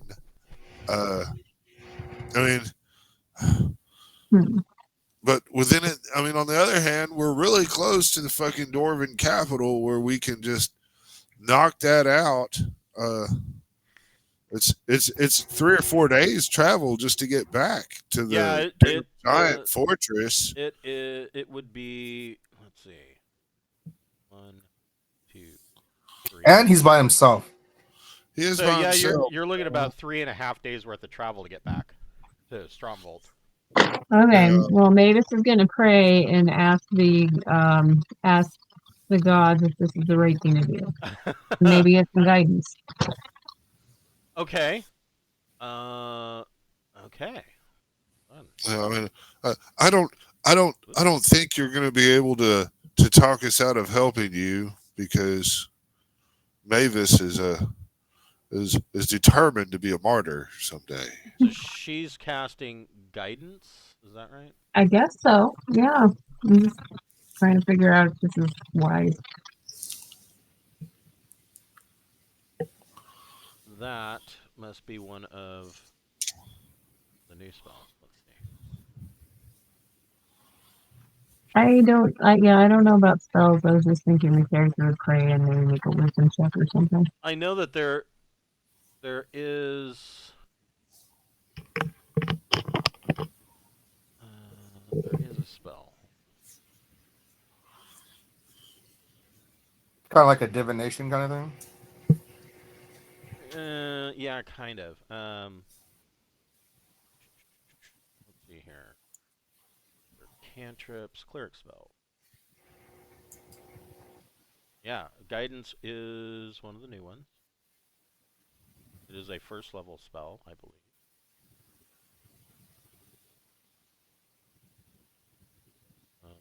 Cantrips.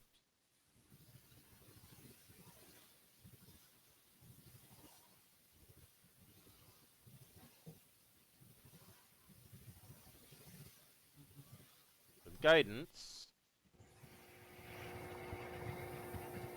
Oh, no. So guidance is a touch spell granting a +1 bonus to ability check ability check of their choice. So 1. Once an ability check is made at the end of the one turn, the spell ends. You're kind of looking for Commune, a 5th level cleric spell. That's possible. That is possible. Let's see here. Yes, let's see. Commune. So it lasts for 3 turns. Caster calls upon divine powers in order to see. Yep, that's the one. Commune. I knew there was thank one. you. I knew there was one. So, what level is Mavis? 7. Jesus. Okay. I know. Do you have 5th level spells? She I have does. She has 1. 1 5th level spell. So yeah, you can choose to do that. So if you're prepping your spells for the day, you could burn that 5th level spell slot for Commune. I'm gonna be AFK for just a second. Okay. But yeah, do your thing, Mavis. All right. Yeah, I just wanted to make the wisest decision. The caster, you can ask 3 questions. Once per year, the caster may instead ask 6 questions. So you could burn 6 questions if you wanted to. I'd say save the 6 for a day when we really need all 6. Yeah, I want to know if there's any really good loot there. If there's any what? Really good loot at the dungeon? Like worth turning around for? I know it's going to be like a table roll or whatever, so it's going to be like there's a chance, or maybe there's not shit there. I don't really know. Well, let me take a look, and I will. Oh, you could find out if the friend is still alive. That's true. That's a good question. And then if we have a chance of being able to, clear the dungeon or not, it might be too hard. At the very least, this guy. So the answer to the question of is there any good loot there? The answer is yes. Okay. Is the friend still alive? The answer is yes. Do we have a reasonable chance of clearing the dungeon? I'll let Hazy ask again later. No. That's exactly what I was thinking. The way you said I was like, How about yes? Okay. Well, that's all the info I think everybody needs. I'm sure that guy's relieved to hear his friend's alive. Yeah, we can't let you go scouting about and all that by yourself. You know, you're such a beautiful person. You guys slept together, right? So yeah, now... we all slept together. We traded. Yeah. If you feel like you need to even the measure or something, we'll help you get your friend out. And you agree to consider resettling yourself at the Braunhaven Manor that we'll be rebuilding, and you can live in peace and happiness until that place is attacked, and in which case you will be very good at defending it. Yeah, he would consider that. He would consider doing something like that. After he makes his way back from Erebashi. So it could be, an entire year before he makes his way back. It is what it is. I mean, yeah, Jinx. Anyway, I mean, the whole idea and concept on that is getting people to want to, It'll take a year to get the fucking place rebuilt and all that shit anyway. I mean, That's true.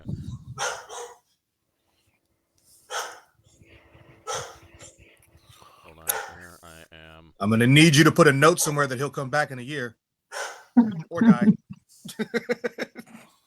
might die. Yeah, he's definitely looks strong. He can carry a lot of gold.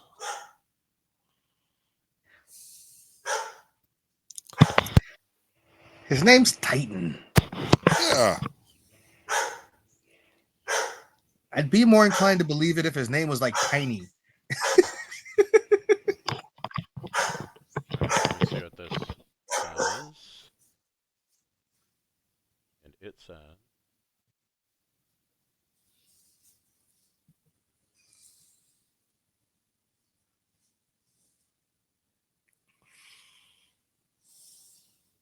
Play the best song in the world. I love that song so much. When you said, and it said, my brain went straight to, and he said. So this, let me...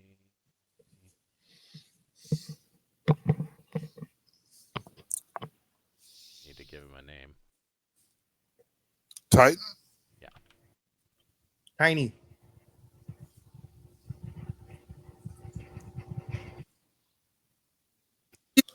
I will just go ahead and add Titan to the party. Limp croissant.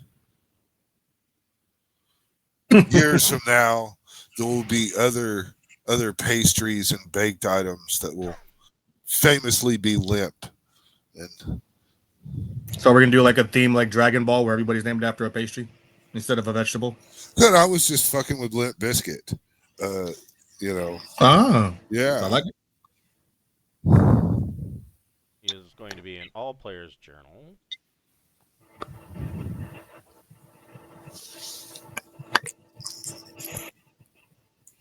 Yep, that's what I wanted.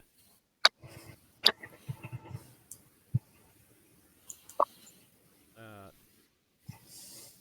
That.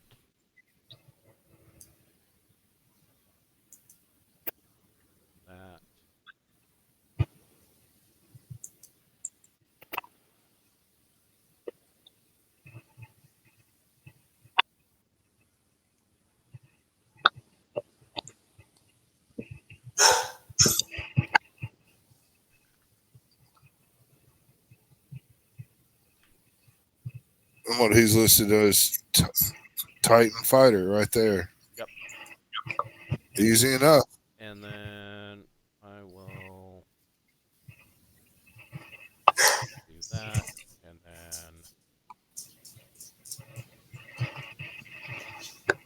come on, don't be a pain in my ass.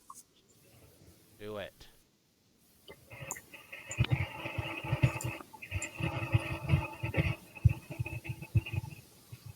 And the cool thing is if he dies in this, and you know, we already know what he's got. We can just pick it up and divide it amongst ourselves. Yeah, it's really nice. I can't believe the two-handed sword isn't magic. I know, right? The ranger is eyeing that ring. You know, if something happens to you, Titan, I got first. Oh yeah. And that's a nice rope you have there, says Borman.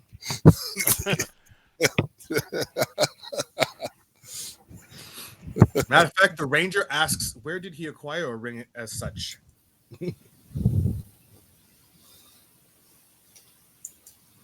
So he tells you that he found or he ran across the ring in his travels, and he actually came across the ring while he was crossing the Gray Hills, which is there is a small, very small mountain range, or when I say small, I mean in height. To the east of the Braunhaven region. And so the Glossian Empire basically sits in this valley between the Gray Hills on the east side and the Skelos mountain range on the west side.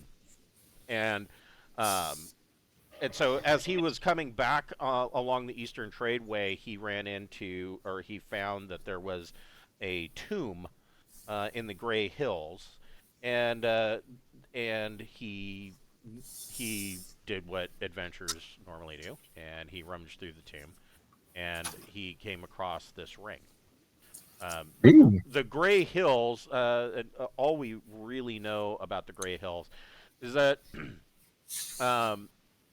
they are very common. They're known for. There's this unnamed.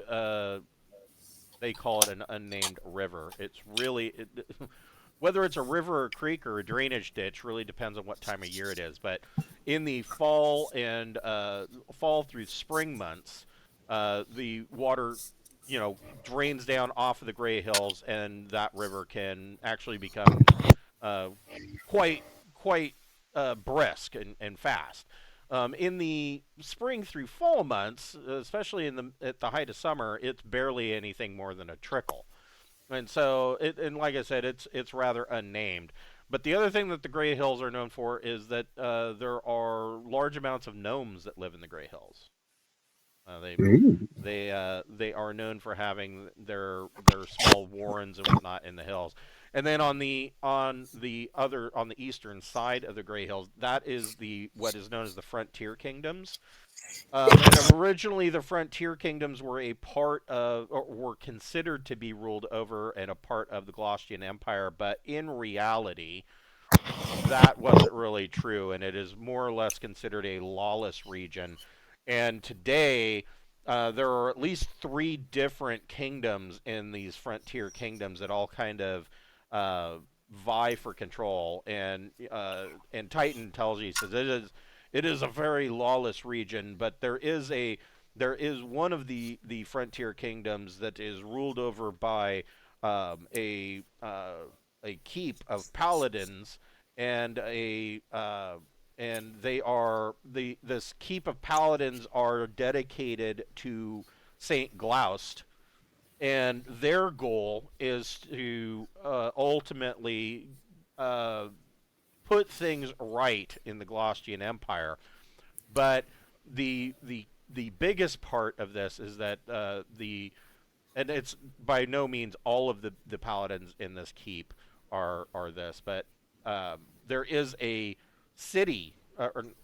there's a town nearby of Dragonborn, and many of those Dragonborn aspire and join this order of paladins. All right. Well, I mean, that's really good information to know about. We were theorizing the idea of replacing the Glaucian Empire with our own Braunhaven Empire. Crown a loyal queen of. Yeah, I wonder if they'd be down with that or if they would be really upset. Yeah, I mean, we've got tiaras and shit, rings. Rings, yeah. Yeah. We got a castle. So you guys have decided that you're going to head back towards Stromvolt and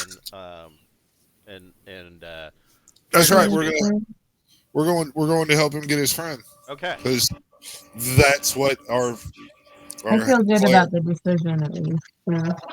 It's like the right thing to do.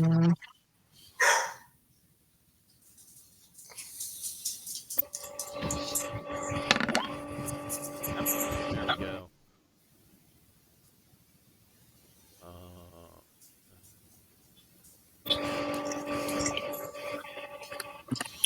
On our way back, Hmm?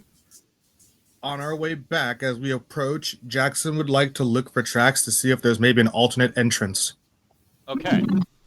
So, first of all, Just before we get like right there, I just wanted to put that out. Yeah, I was thinking that too. I was thinking maybe we don't want to take the road. Maybe we want to come around the other side of the mountain and. yeah, like go this direction. Yes. Okay. So Jackson, go ahead and make your your tracking check. Oh, Woof. not so good. Woof. That's rough. Yeah.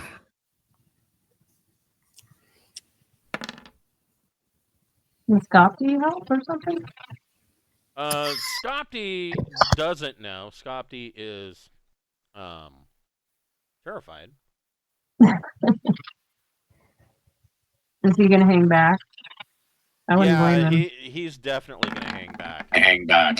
2. Alright. Is it soft ground?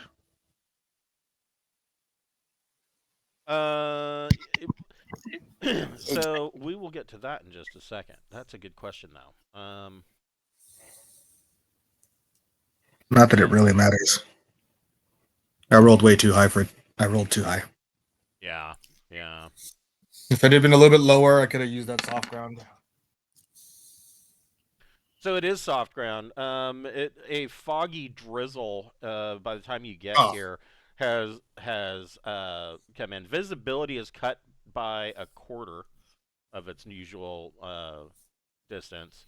The temperature has dropped down to a very wet 60 degrees, and it, like I said, it's a foggy drizzle. Not really rain, but it's just you're walking through water in the air kind of thing. And so yeah, the ground is getting wet. You are noticing at this point that the weather does seem, or the not the weather, the season seems to be gradually moving into towards the fall. Um, and not that you really keep calendars with you. I mean, you might, but you don't have like a watch, a smartwatch that's going to tell you, hey, it's this month and it's the fall. It doesn't. You just pay attention to your surroundings, and you can tell that the seasons are changing. But everybody, let me find. Oh, there it is. Yeah, this is kind of fucking scary. So everybody, roll a d6.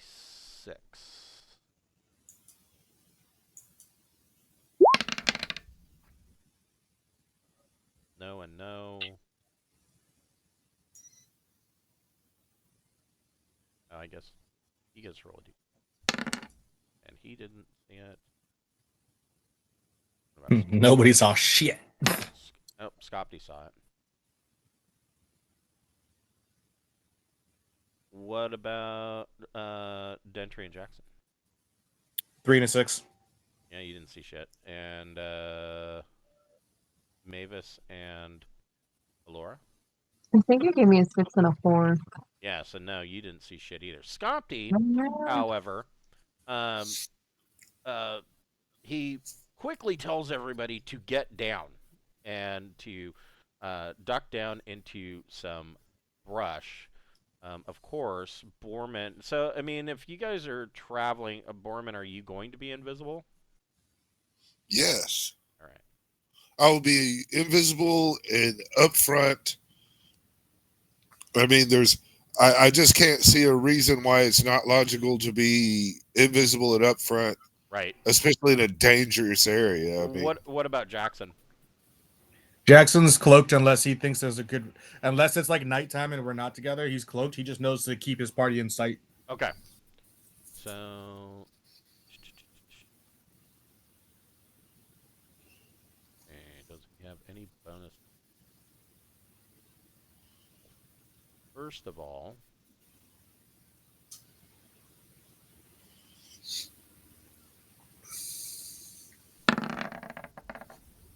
No. He's dumb.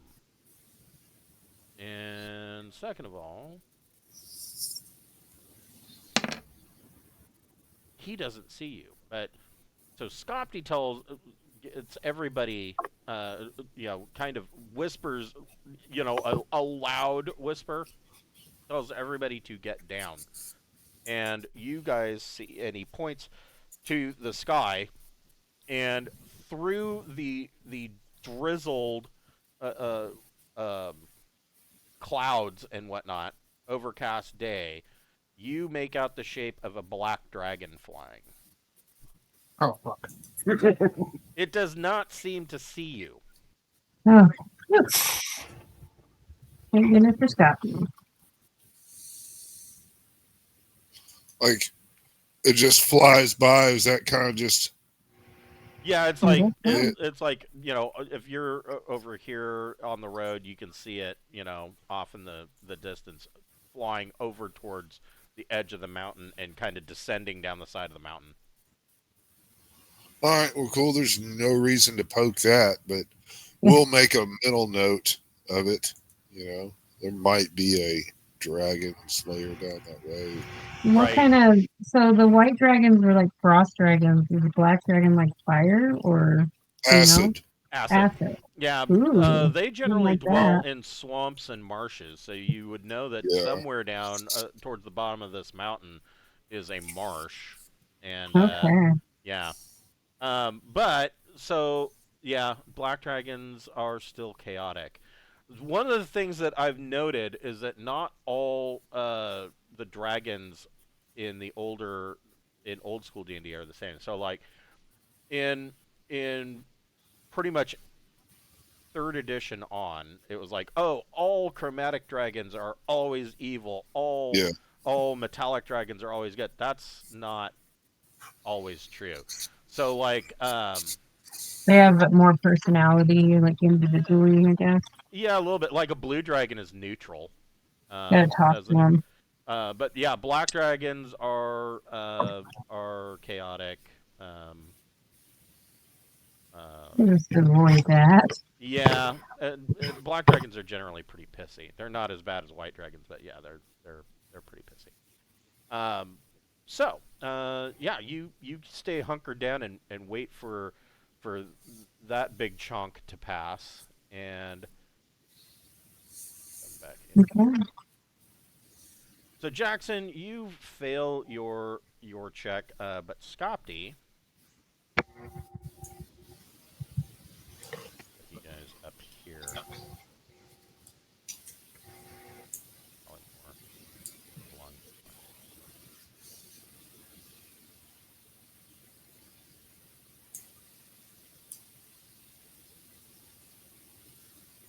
And Foreman and Jackson are invisible or nearly invisible. Yeah. And then we've got Titan clunking around with Dentry, Mavis, Malachi, and Laura. Oh, right. Let me grab. But generally, in theory, I think Jackson and Boyman are kind of close to each other and scouting, and Should we try and make a plan and have a trap, or should we try and sneak in? So yeah, so Jackson fails on his tracking check. I mean, Borman and Jackson are invis. They could go ahead and scout around around the fortress if they wanted to get a little closer. that sounds like a wonderful idea, All right. right? Are there two dogs up front? Oh, those are. They're There are remnants. so many of them those. that they kind of blend in with that mountain. So Yeah. Just wanted to make sure we can We know that they don't have as many dogs as they once had. It's Right, gonna be yeah. a while before they can replace them. And Malachi thinks that if we get a puppy, maybe he can work with it. Oh, great. Just give it away. So Borman and Jackson kind of scout around, and you don't find any other entrance. You could technically climb up to the second floor and climb in through a window. That's about your only option. But the front gates There are the parts that are stuck out of this volcanic rock are all constructed of black iron, and these gates are 40 feet tall, and they're these 40-foot tall double doors. And you know that fire giants are like 16 feet tall, so I mean these doors are big even for them. And you can see that they are set into this volcanic rock that is embellished with polished obsidian and granite. And you are, I mean, as humans, these are 40-foot tall doors. It occurs to you that, I mean, if you are clever and are stealthy, you could technically sneak into even through the front door, because giants are 16 feet tall. What are the chances that they're going to see, a 6-foot tall human? Well, you, I guess. Ooh, maybe we should go take a peek in the door and see if there's a rally point that we think we can put the party in. I'm down. So, All right. are you going to attempt to open the doors, or how are you? Look around for another way in from the inside. Yeah, I Can mean, Mavis look through the windows above the door, maybe? Or Laura, yeah, we go back and ask Yeah. Laura to. You want to borrow my broom? Yeah. Yeah, Okay, you you can may borrow the borrow broom. it. So, so you hop on the broom, and you go flying around. You look through these upper windows. You see that the inside, the ceiling in this entry hall is 50 feet tall, so it's 10 feet higher than these gates. And there are polished, instead of like a normal keep having wood beams on the ceiling, these are polished brass beams. Mhm. And the interior walls are polished obsidian and granite for the walls and floor. And you see that so you can see that this hall, this entry hall, man, it is 1, 2, 3, 4, 5, 6. This entry hall is 60 feet long, and you can see that beyond that there is firelight, and you can see this gigantic table and chairs. And you can see movement, but it's like 70 feet, and there's flickering shadows. But there's a T section, and you can hear voices in giant coming from the left side of the room. Gonna listen? Listen in? Oh wait, you don't know giant. Yeah, I don't Yep. know any giant, but on this big table, does it look like they're going to serve some food or something? It's hard to tell. Let's see. That would be, so 60 feet is where that starts.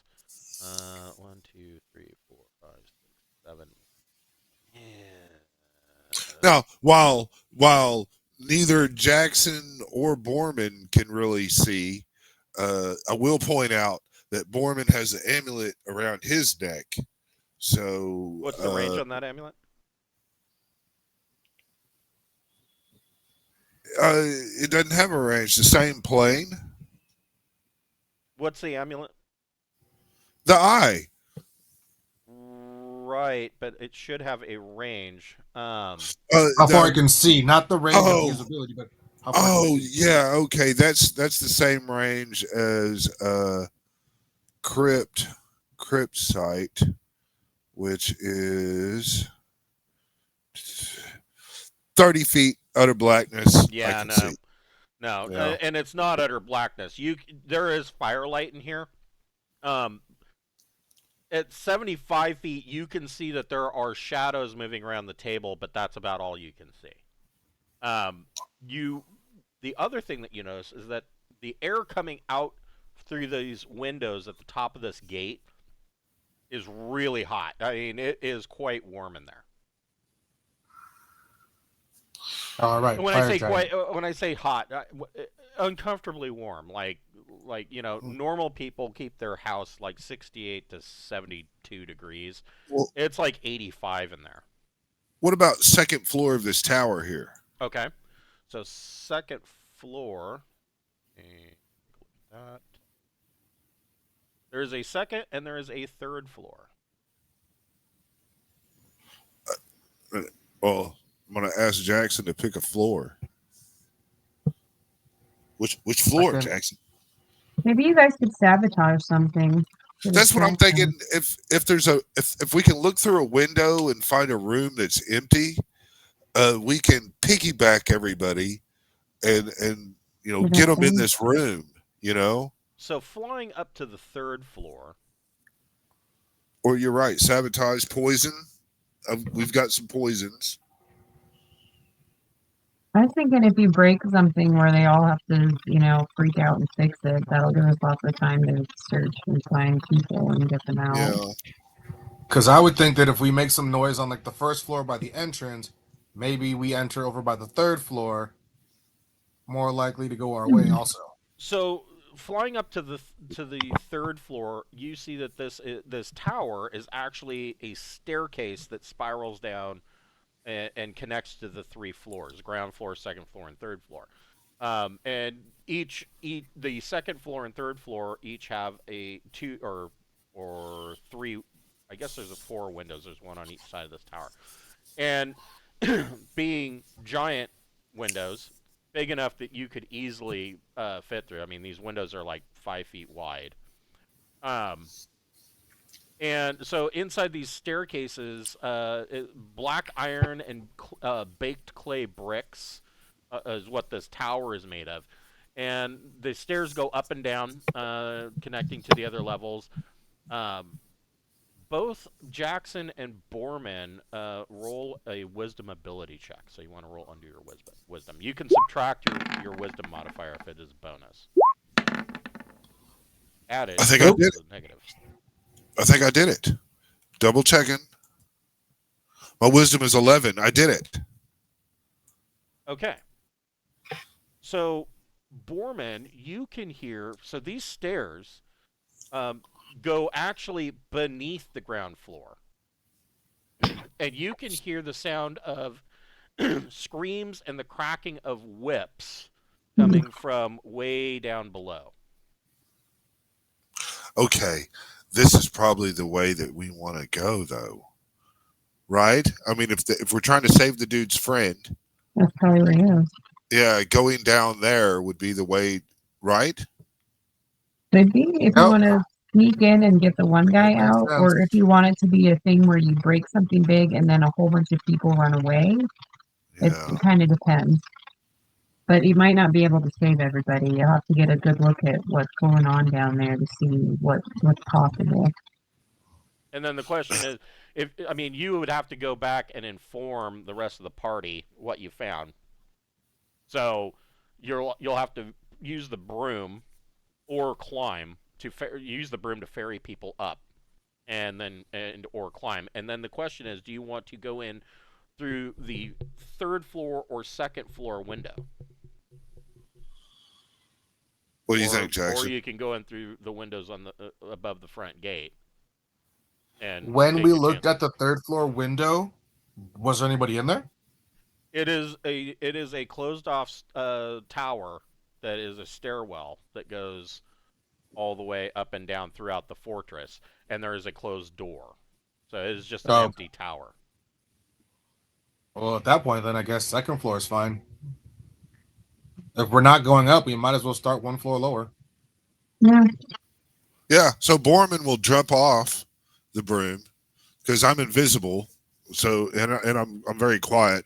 I'm probably the safest to leave behind, and let Jackson move back. And so you're ferrying everybody into the second floor. Is that the idea? I think so. Yeah, I think so. Okay. I'm going to start going down the stairs looking for traps.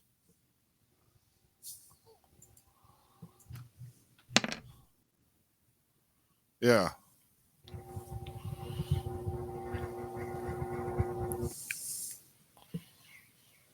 I'll whisper to Jackson that, I'm going to go downstairs until there's a door or something, and I will wait there for everybody. I'll relay the message. Okay. Thank you. Good looking out.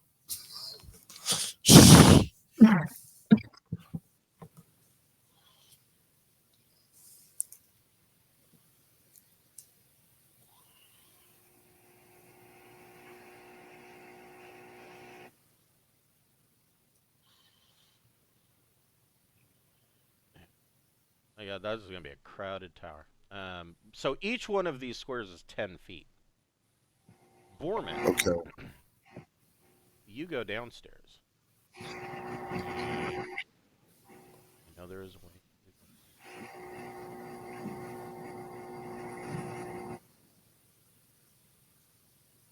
I want to select only Borman.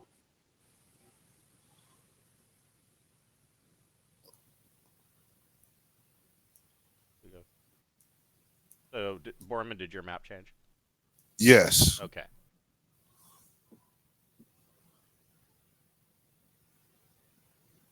So Borman has a different map from the rest of us. Yes. I'm just going down the stairs to see, this is the direction that the whipping and everything else was going. So this would be the ground floor. The stairs continue to go down. And but go ahead and make a wisdom ability check. Oh, get me lower. Yes. Haha. So 4. You here.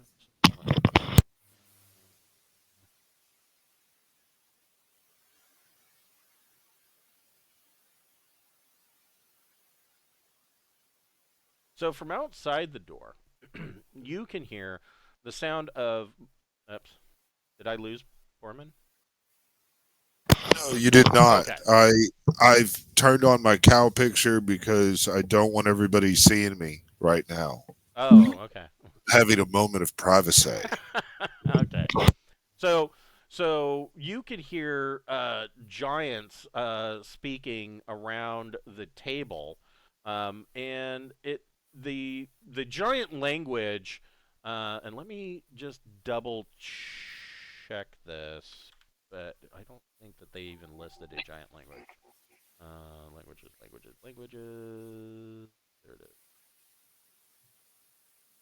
So giant language sounds is a dialect of Domshek, which is Dwarvish. And do you speak Dwarvish? I speak common. That is it. So you can't understand what is being said, but you hear multiple giants from around this table or outside this door. Does the door lock? No. It can it can be barred, but it has it has hooks on it for you to put a bar across the door, but that's about it. I want to try. And it makes sense. They're giants. They're inside their Yeah. keep. They don't expect anybody down there. Yeah, I want to put the bar on. Okay, so this. What's your strength? 15. All right, roll a d6. You have a 3 in 6 chance. Okay, you kind of get this bar up and place it in the door, locking this door. And I'm going to put a note for that.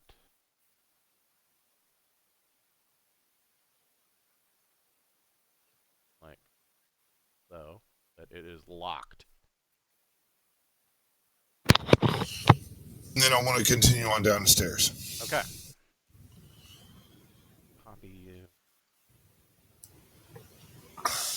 And then.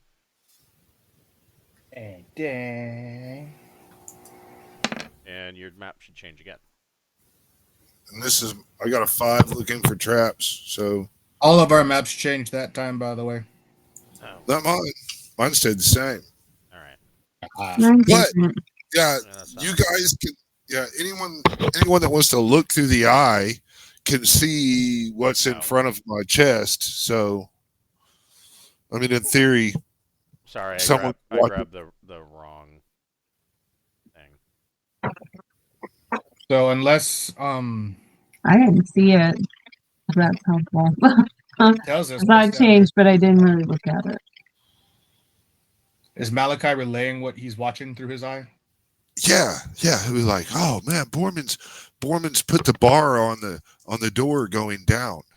So when there's talking, Yeah, I don't think anybody speaks. no, I don't hear anything. Yeah, Oh yeah, it's I an just eye. see. Geez. Yeah, it's an There's eye. not like an ear so much.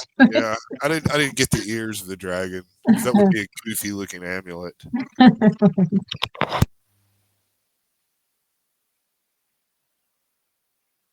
I just thought it was like TV for a moment.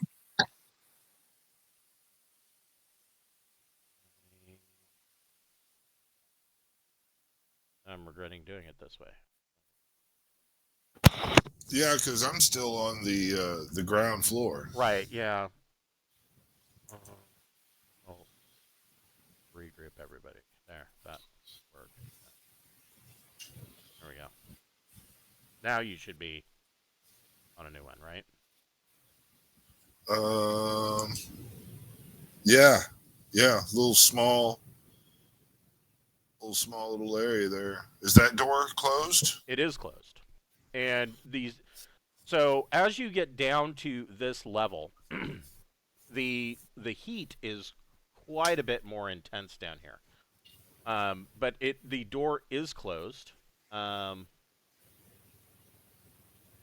you can hear the sounds of cracking whips, chains, screams from the other side of this door to the south.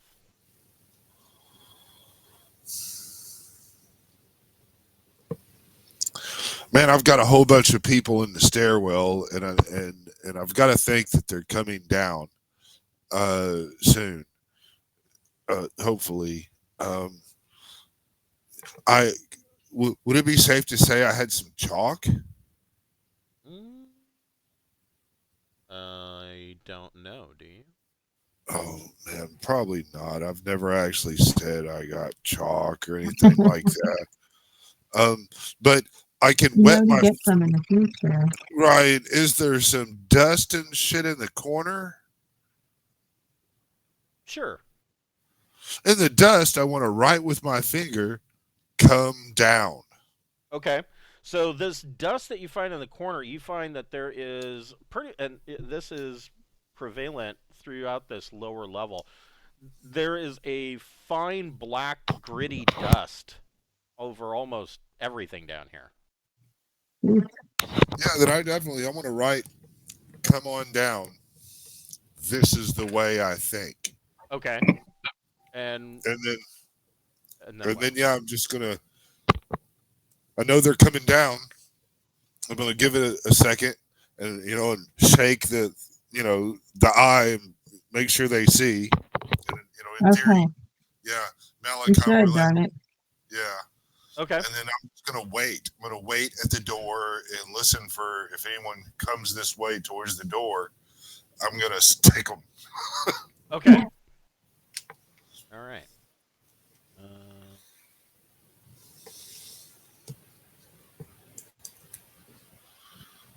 Okay. So, meanwhile, back on level 2. What are you you guys piled up on top of each other in the stairwell? What are you guys doing? We were watching the eye, so I think we'd start going down. Okay. Hold on here.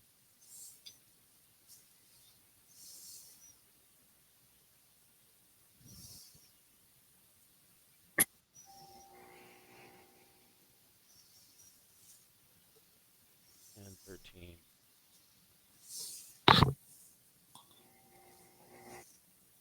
Servant.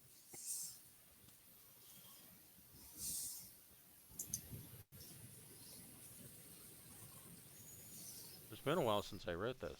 I'm like, like, where the fuck is everybody? Yeah, I'm still looking at the bottom floor. Right. So Right. I mean, I've no need to change. I guess you're going to put us all in the same thing as we go downstairs anyway. Yes. So, maybe I was thinking of something else I was writing. Okay. So you guys are going to continue going down the stairwell, correct? Yeah. Okay.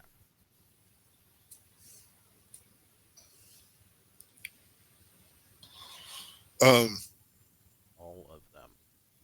Malachi is going to cast. Can I choose to fail a spell? What are you wanting to cast? Well, I'm thinking about silence 15-foot radius. It's got a duration of 12 turns. Okay. And all sound is stopped. Conversation, spell casting are. Yeah. You're Read saying it. never mind.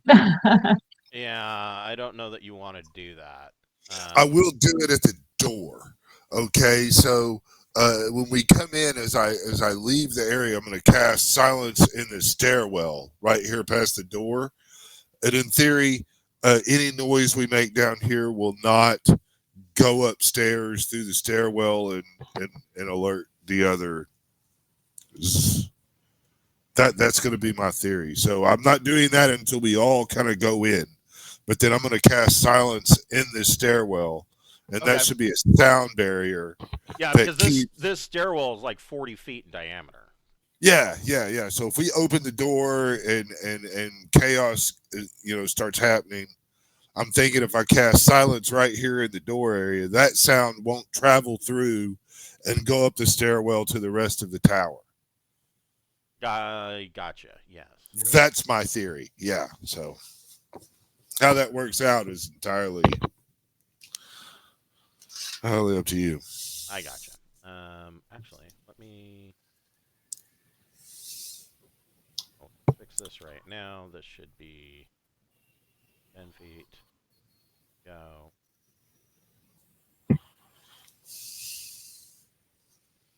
How's Titan feeling about his new companions now? He thanks you for God damn it, this thing is in my fucking. There we go.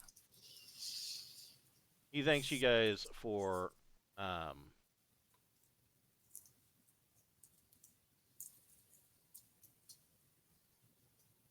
helping out. So yeah, that would 15-foot radius would definitely cover this entire thing. Why is it?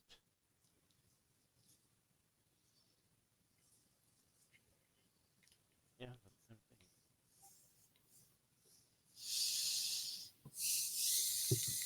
thing. Yeah, okay. So yeah, 15-foot radius would cover the entire entirety of the of this tower here. So that nobody would be able to hear above it. Because it's 15 feet up and 15 feet down, but it basically stops at that door. That's fine. I'm just trying to make a sound barrier because I don't want to do shit down here that makes people way up there Right. have a clue. That's all I'm trying to stop. Because I mean, fuck, I don't know. They might have alarm bells, sounds, right, all kinds of, yeah. All right. Trying to get everybody on the thing here, and that means I have to move some. It can just be understood that people that are a little outside the area are kind of up the stairs. Yeah, that's kind of. But I need to pull you guys down so that I can actually get to the fucking menu, because Roll20 is too retarded to know what a drop-down menu is. Instead, it's a static menu that when you right-click, it's always in the same spot. Oh, I feel so you. If your token is too high up on the map and you right-click, it sends the rest of the menu off the screen that you can't see. So you can't select those items. We know programming. Okay, so 1, 2, 3, 4, 5. So, yes, that's all of you. So You guys. So Borman, now that everybody's here, you're going to try to open the door. How are you doing this? I'd like to take a little bit of oil and put it on the hinges, Okay. and then I want to open the door. Real nice, quiet. Tell everybody to trying to do extinguish all light. What armor are you wearing? I've got to go with the plate mail. Okay.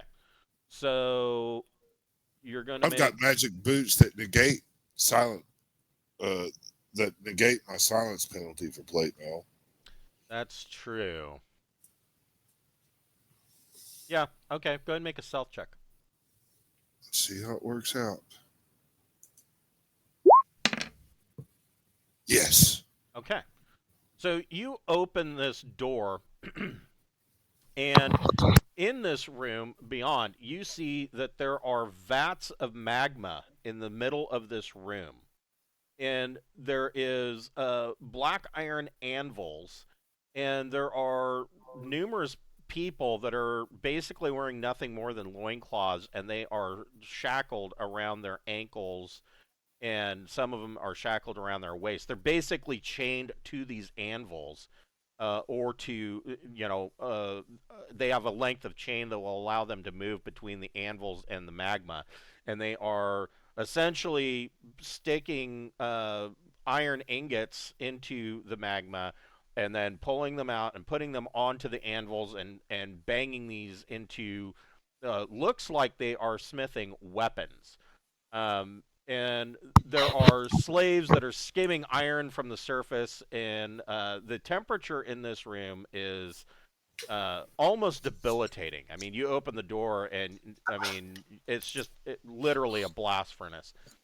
You also see that there is a 12-foot tall statue here, and it is made of like a just coal black iron. And it's just kind of standing there. No fire giants in the area or anything like that. I don't see any overseers or nothing. You do see, and let me put him. There we go. Where did my dwarves go?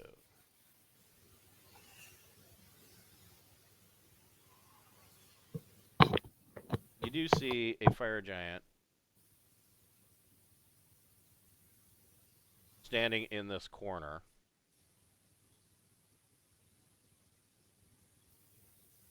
And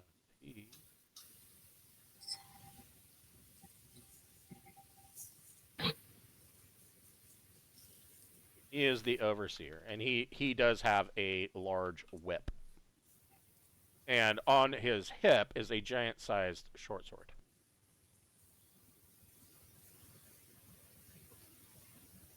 Okay. I want to try to creep in the room, and I want to go and stick a frost brand inside one of the magma pits, see if I can put the fire out.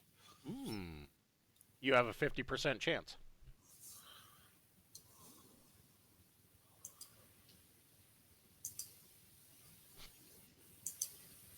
Here we go.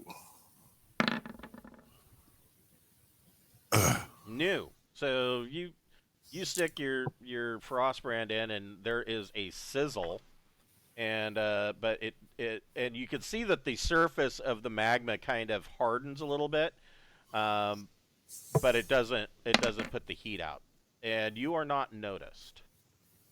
You could do it again then, I guess. I'm gonna try it again. Yeah. Everybody can roll their initiative. I knew that was coming.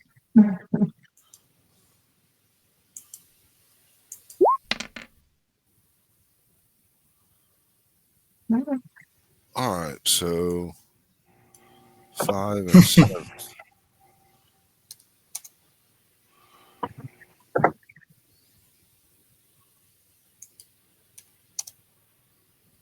And NPC dude, I'll roll for him. Yeah, you can roll for him. Anybody can control him. Yeah. NPC dude gets 3. Okay, and NPC dude. Where is my...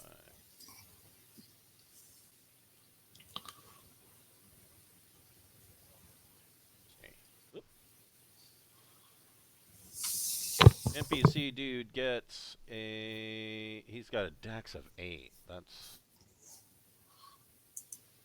so a -1 to his AC. Or Yeah.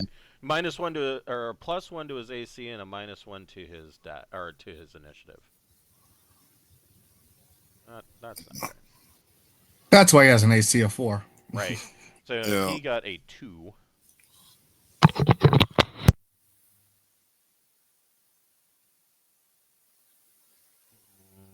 Wow, a lot of 2s in there. Too hot to be moving quick. Right. Yeah, that is the truth.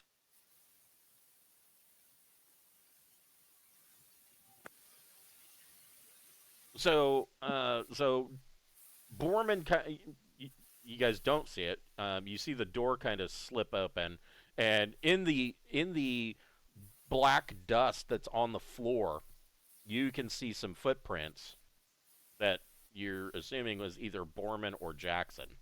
Malachi, what do you want to do? Malachi's gonna look around and and just kind of he'll nod and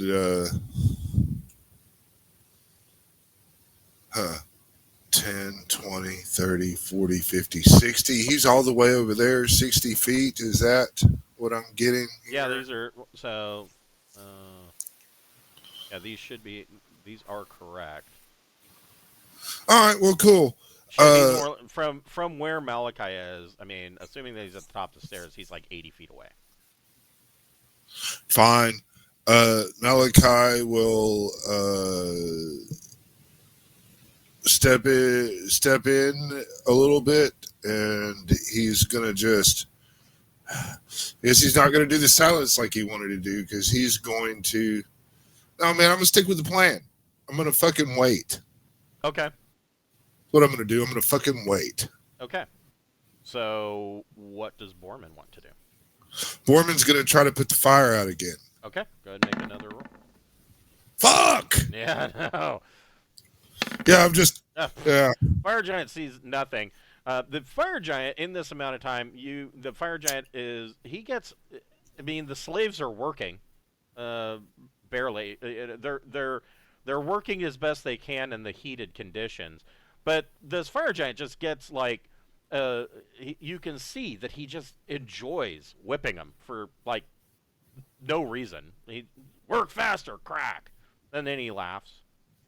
Titan.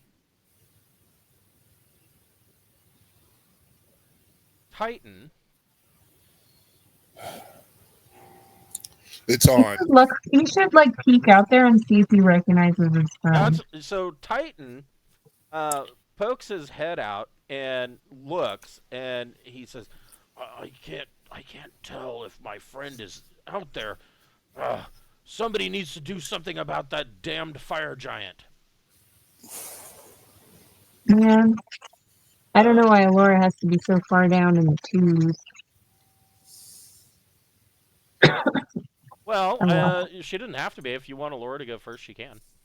I mean, Titan's dexterity is so dumped. Yeah, you can go ahead and. Yeah, that guy's balls are getting twisted. It's gonna happen. Yeah. Time for ball twisting. Yeah. So you're going to step in and kick it off, is what you're doing. Well, he might think he's having a medical episode. I don't know if he'll automatically blame it on witchcraft when his balls hurt. Right. Personally, I always, if my balls hurt, I'm blaming it on witchcraft first. It's rational, I guess. So he has to save versus spells. Save versus spells. And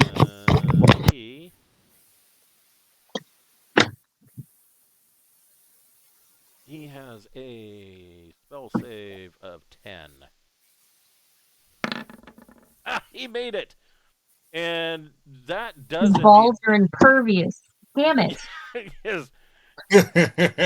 You misjudge. I liked that. And but then you notice, so a lot of shit happens all at once here. So he clearly sees Alora, And he's pissed off, slightly aroused. But the other thing that you see, and I need to find it. That statue's about to animate. You know that, right?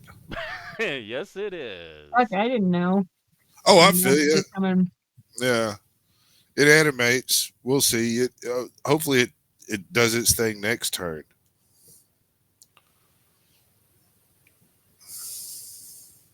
Yeah, this'll do.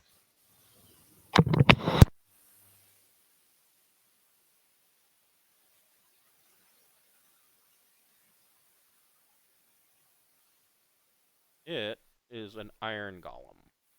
Oh, shit.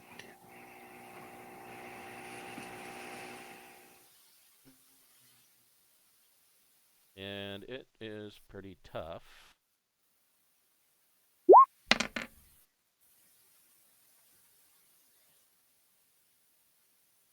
It will not get to act until next turn. Because he also got a 5. He will go after Borman.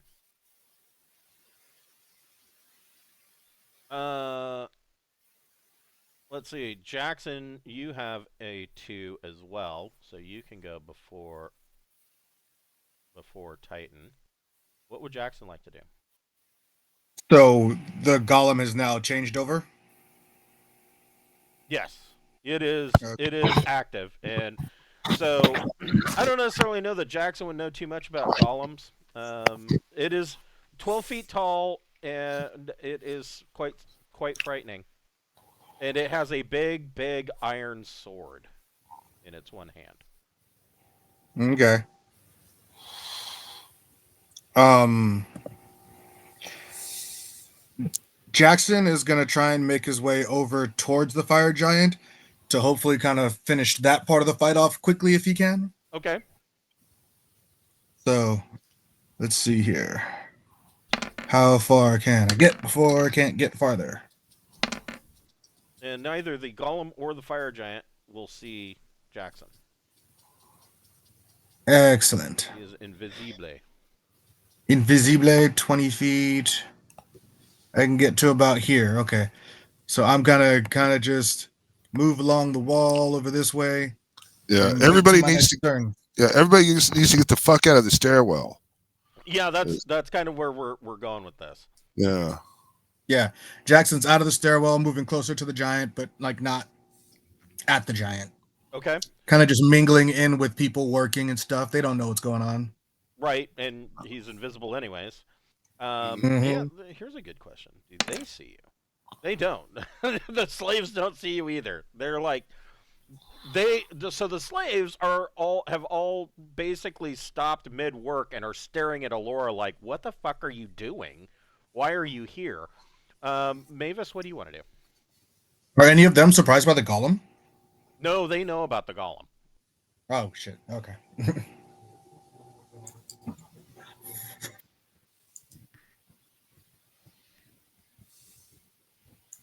Mavis, you're muted. Sorry, I was reading up on Oh, golems and stuff. oh yeah, yeah. Golems are scary in this game. Okay. Um,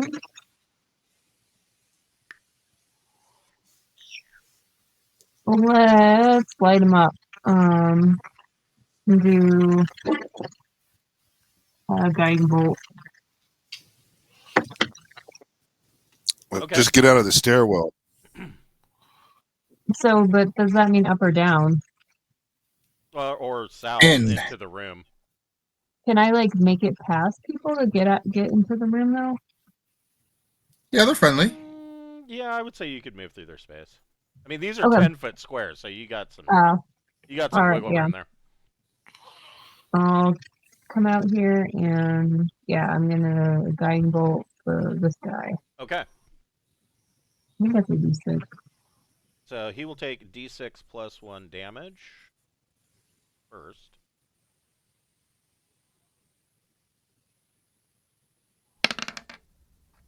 So he takes 4.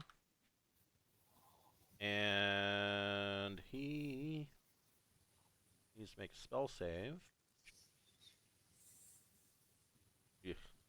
12. No. He has a 12, not a D12. No, he fails. So the next attack on him is at +1 because he's all glittery. Good. Titan runs out into the room. I hope he hits the fucking golem. Let's see. Titan.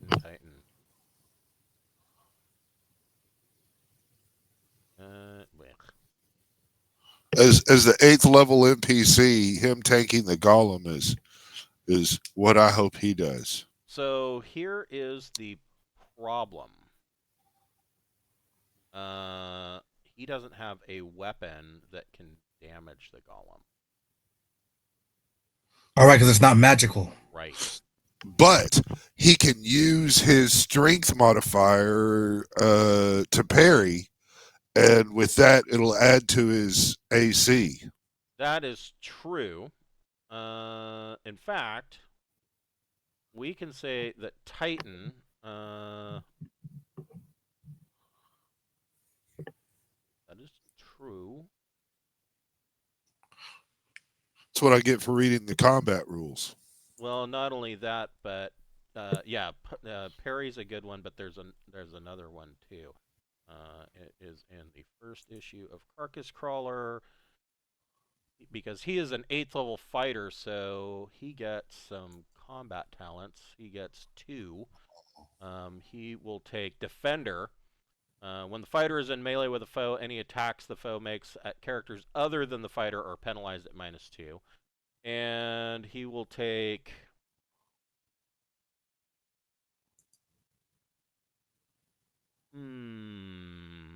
He will probably take... Totally forgot about that. I haven't been using that.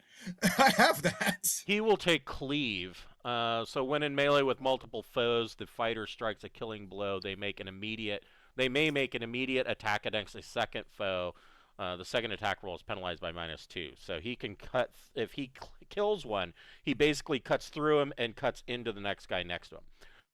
So those are the 2. So yeah, he will go ahead and engage in melee with the golem, thus granting a -2 if it tries to attack anybody else. Holy shit, he might have hit. What's his taco? 10? 14. 14. Yeah, that is going to... I would say that's gonna hit. I just want to see how good. Yeah, he would have hit -4. So yes, he hits. The golem, it just clangs off the golem, dealing no damage. But the golem is now engaged with Titan. Dentry, what would you like to do? Dentry is going to come over and help out with the same way. Oh, 20-foot squares, 10 or 20, 10, 20. Yeah, that works. I can get to here. Yeah. I forgot Dentry has the defender thing because I've been using we haven't done so many other things. I forgot all about that. I have the same thing. Right. Does it stack or is it if either one of us?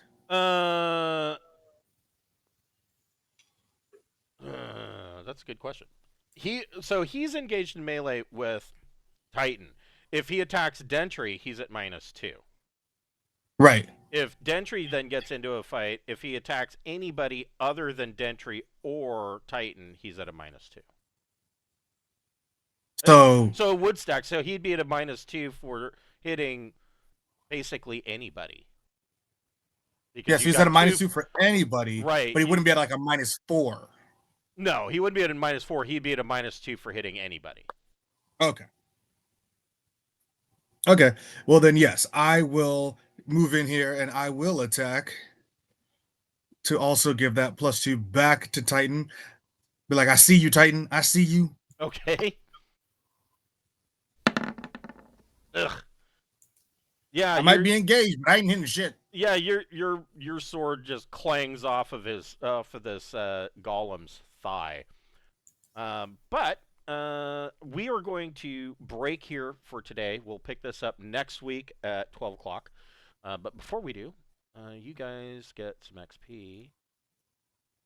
Can't believe I forgot all about that stupid defender thing. Yeah. Now, what I want to know is, does that staff Alora have? Will it dispel the magic of the golem? No. Damn. Yeah, and so Oh well, it was worth asking. yeah, so that's a good question, but this has come up before. So the way that this works, the staff will dispel magical effects and things of that nature, but undead or golems or things of that nature, magic went into their creation, but once they're created, they are their own thing. So it's a creature. it's a what?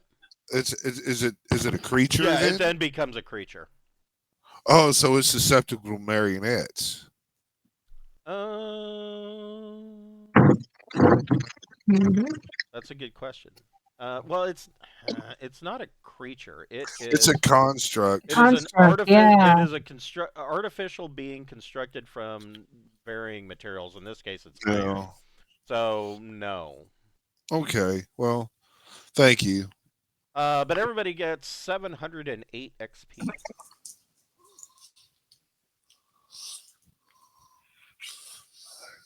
including Titan. Ooh, good for him. So if somebody wants to just put down Titan has 708 XP. Track it. Yeah. If you want to know his full amount, he has. I will tell you his full amount, and you can add the 708 to it. So his current XP is 120,000. So it'd be 120,708. Okay. Does he have a prime requisite modifier? His prime rack is strength. What's his stat and strength again? His stat in strength is 12. And so, according to my handy dandy chart that I made, his prime rec. Did put that down, didn't I? Maybe I didn't. Oh yeah, here it is. 1.05. So 12. At 12, he gets none. There's no bonus. Oh, no bonus? Nope. Damn. Ooh, I'm a long way off from anybody leveling. That's okay though. It'll be great when it happens. Yeah, I mean, he's guys, a long way off from leveling to level 8. yeah, these guys. Yeah, he's quite a ways from level 9. This dungeon is going to give you, assuming that you survive it, it's going to give you a lot of XP. Awesome. Can't wait to play again. Thanks everybody. All right, I will see you guys next really week. fun. Good See you night. next week. Thank you. Have a good night, guys. You too.